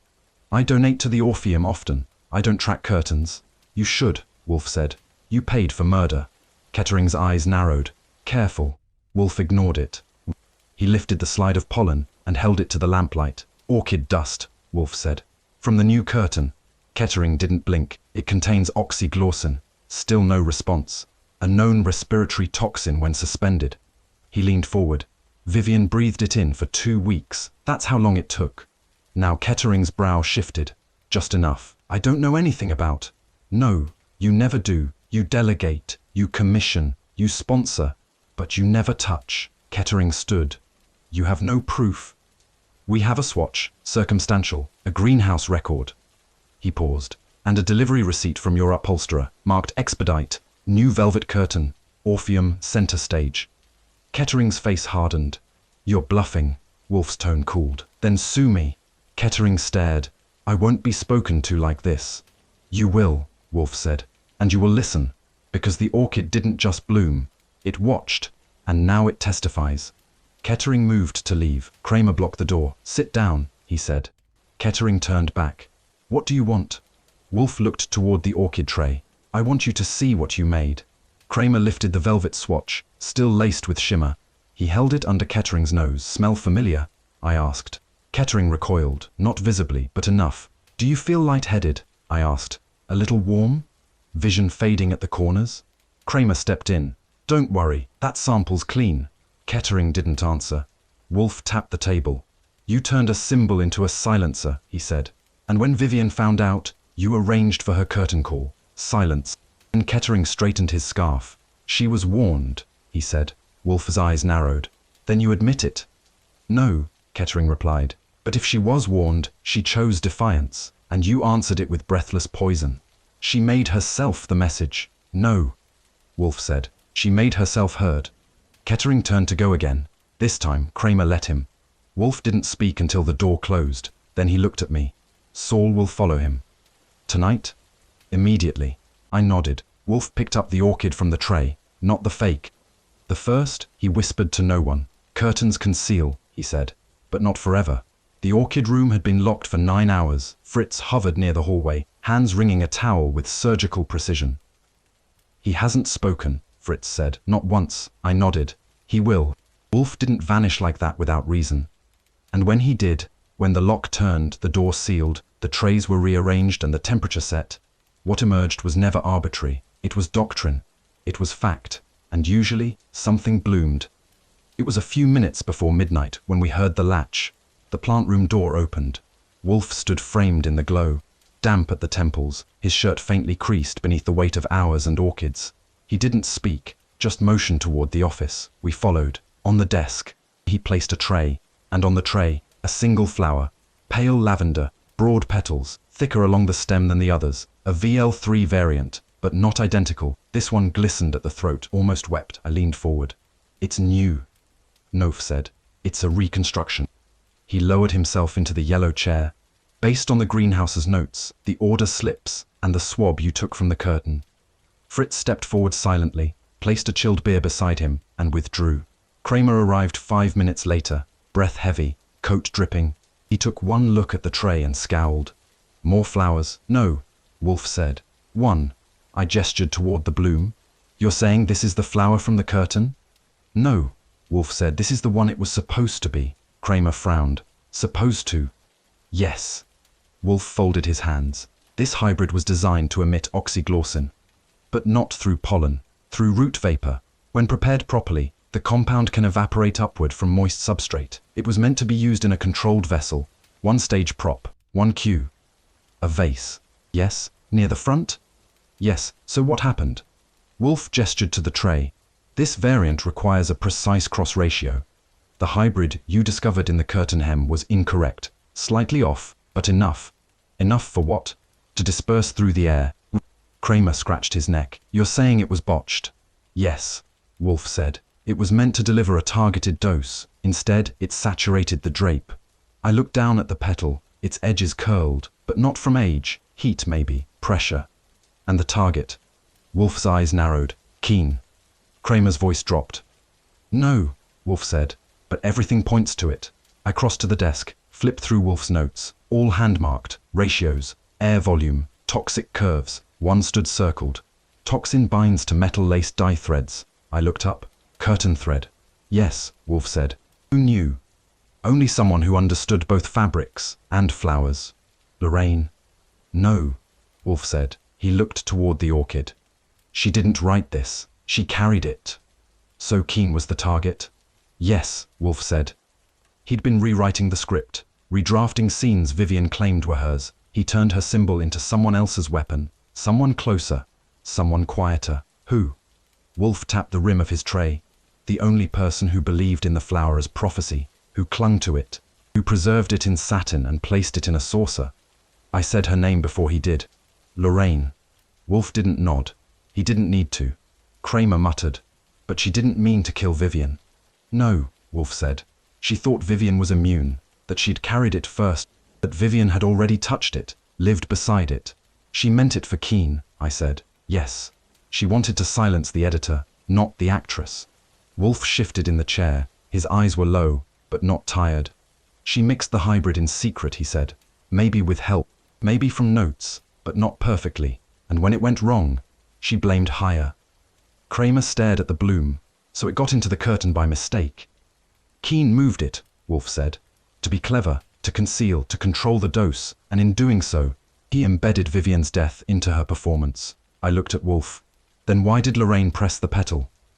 "Because she believed it had changed," Wolfe said, "that Vivien had blessed it. She didn't recognize what it truly was." Kramer scoffed. "And now?" Wolfe folded his arms. "Now she believes the flower speaks for her." We sat in silence. The bloom on the tray didn't move, but it felt louder than anything in the room. I said softly, "She'll deny it." Wolfe nodded. "She must. And we have no confession." "We don't need one," Wolfe said. "We have the flower, we have the fault line, and we have the man it was meant for, already dead." Kramer stood. "Then what now?" Wolfe looked to the window. The orchid glowed in the lamplight, soft and strange. "Now," he said, "we show her what she made bloom." The theater was dark, save for a single ghost light burning center stage. No crew, no ushers, no sound beyond the soft groan of old wood settling beneath history and dust. Lorraine Talbot stepped in through the side entrance, her coat drawn tight. The envelope I'd left her had said one thing only: "Come alone, no audience, just answers." She thought she was alone. Kramer and I sat in the sound booth above, silent. I had patched a small wire through the lip of the stage, tucked beneath the ghostlight base. It was wired to a reel-to-reel. Below, Lorraine moved slowly. She crossed the stage, paused near the velvet curtain. Her hand grazed it, almost gently. Then she sat and spoke. "I never meant for anyone to die." No one answered. She wasn't expecting one. "I thought he'd read the letter and panic. That was all. I thought if he saw her touching it, if she held it in front of him, he'd think twice." She sighed. Her voice echoed faintly off the rafters. "Vivien didn't tell me. She never said she'd found the flower. She never said she'd intercepted the first one. I only knew when the delivery didn't come." She shifted on the crate. "I asked Keene if he'd seen it. He said no. He always said no." Silence again. Her fingers twisted the edge of her glove. She confronted him. That night, she told him she knew about the accounts, about the money missing from the costume budget, that he'd ordered the new curtain through Kettering's line, that he'd hidden it in the props.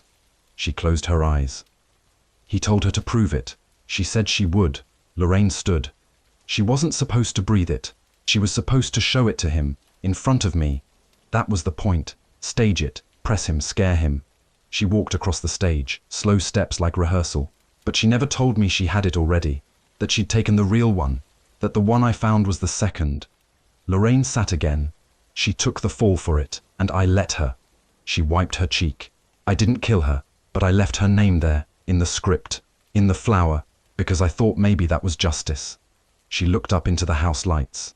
I thought maybe she wanted it that way. Above, Kramer slowly stopped the reel. He didn't speak, neither did I. We let the silence settle, thick as the velvet she touched.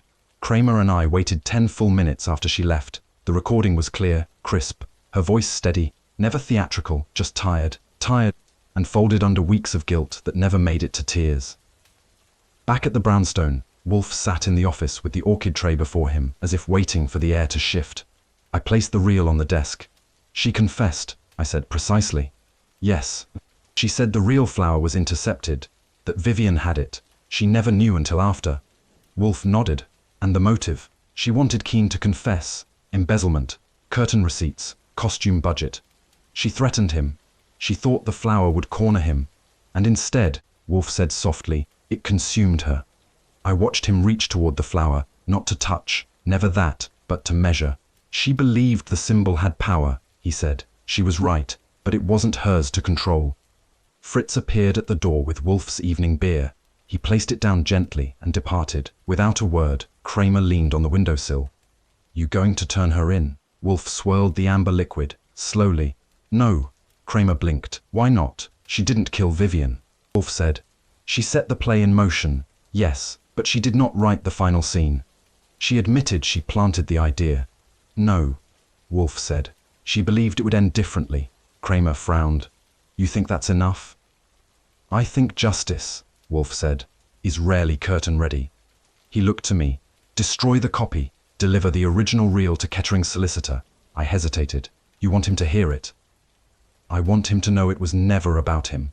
That night, I watched Wolfe stare at the VL3 for nearly half an hour. He finally spoke. It was almost to himself. "She thought the flower saw everything." He tilted his head. She was right. Kramer came just before noon. Lorraine sat across from Wolfe in the red chair, silent, spine straight, gloved hands folded. She wore no lipstick, no earrings, no plea. Kramer stepped in quietly, nodded to me, then turned to her. "Miss Talbot," he said, "you are being arrested on charges of criminal negligence and reckless manslaughter." She didn't flinch. I watched her exhale, then stand. "I'll come quietly," she said. Kramer produced the cuffs, but Wolfe raised a hand. "Unnecessary." Kramer hesitated, then pocketed them. "Fine, let's go." Lorraine looked once toward Wolfe. Was it ever enough? He met her gaze. No. And then she left. The door shut behind them with a firm click. I walked to the desk, opened the file drawer, and reached for the typed report. 4 pages, clean margins, all events accounted for. I placed it in the cabinet under the tab marked O. Wolfe lifted his eyes. "O for Orchid?" "It fits." Wolfe sipped his beer. "Or O for obsession." He said it flat, like punctuation. "Yours or hers?" He didn't answer. I sat down across from him. The yellow chair creaked. Outside, the rain had started again, brushing against the window panes like static from a ghost broadcast. "She didn't mean it," I said. "No," Wolfe agreed. "But she made it happen. She believed in the flower. She believed in fear," Wolfe said. "And fear makes prophets of fools." He turned to the orchid tray beside him. The VL3 stood trimmed now, freshly misted, blooming soft as breath. I never liked that one, Wolfe muttered. Too decorative, I smirked. That's rare for you. He leaned back, set his beer down, and exhaled through his nose. The curtain, he said, was more honest than the people behind it. I watched him for a moment, then said, it was the last place she stood. Yes. And she never saw it coming? No. Wolfe closed his eyes. Because beauty, he said, makes the blade look like a mirror. Fritz entered with lunch. Veal cutlets, asparagus in lemon broth, and fresh rolls. He set the tray down with his usual grace and vanished just as quickly. Wolfe ignored the food. He reached for a folder beside the blotter and leafed through its contents without looking at me. You'll testify, of course, he said. If needed, it will be. I know. He stopped turning pages. Archie? I looked up. Yes. She should not have died for it. No, I said. She died because she trusted the stage would protect her. Or the people behind it. Wolfe's eyes moved to the far corner of the room, to the orchid stand against the glass. She tried to warn us. She did. But she used symbols. She was an actress. Wolfe nodded, slowly. Words weren't enough, he said. So she left a flower. I stood, walked to the tray, and turned the small card attached to the pot. It was her handwriting, to truth, and the risk of being seen. I turned back. Do you think Lorraine ever read it? Wolfe's expression was unreadable. She read the part she needed. I moved toward the desk, reached for the logbook, and opened to the last entry. One line, filed under O. I underlined it. Wolfe didn't speak. I waited. Softly. She was right. Wolfe looked at me. The orchid saw everything. He closed the file, and with that the case was over. The rain had been steady since morning. It clung to the window panes in slow rivulets, blurring the brownstone's view of 35th Street into watercolor grays. A cab passed once, wheels hissing, then nothing but quiet. Fritz brought in the lemon tea without a word. No biscuits, no tray of paper-thin sandwiches, just the tea, steaming gently in porcelain cups. He set Wolfe's on the coaster beside the arm of the yellow chair, then mine on the corner of the desk. Wolfe didn't speak. His hands rested on the arms of the chair, fingertips just brushing the upholstery. The lamp behind him gave a warm amber wash across the rug, and the pages of the Gazette folded on the side table. Beside him sat a single bloom in a narrow glass vase, the VL3, not pressed, not staged, just there. Its throat glistened slightly from the condensation of the room. I didn't sit. I walked slowly to the window, watching the city shift through the curtain of rain. Behind me, I could hear Wolfe adjust in the chair, not rising, not restless, just present. I filed the report, I said. No reply. I sipped the tea, clean. I glanced back. The orchid hadn't moved, but it seemed heavier somehow, as though the vase carried more than water, more than stem. I let the silence stretch. Wolfe didn't mind silences. Sometimes I did. Not today. I turned back to the glass. You know, I said. Some flowers bloom for beauty. Still nothing. A car horn below, brief and annoyed. I waited. Then I said it. Others bloom to hide the rot. Behind me.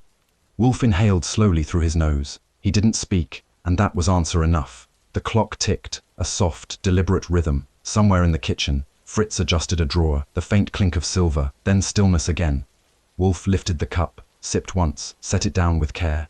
His gaze stayed fixed on the orchid, head tilted just slightly, like a man trying to decipher a dialect he half remembered from a war that never ended. I watched the sidewalk below. A woman in a wide-brimmed hat stepped off the curb, coat flared against the downpour. She didn't hurry. She believed it would save her, I said. Wolfe grunted, quiet and low. Or that it would speak for her. A breath passed. Then, finally, she wanted the bloom to mean something. I turned. It did. Wolfe didn't look at me. She made it a monument. To what? He shifted. To what was lost, he said. I stepped away from the glass, returned to the desk. The tea had cooled, but I drank it anyway. I looked at Wolfe, then the flower. The light caught in the vase. It wavered. You'll keep it? For now? And after? He didn't reply. The orchid sat between us. Not accused, not forgiven. Just witness. Outside, the rain gathered at the edge of the awning and spilled in perfect rhythm, like a curtain closing on the final line. No applause. Only silence, and a flower that outlived the play.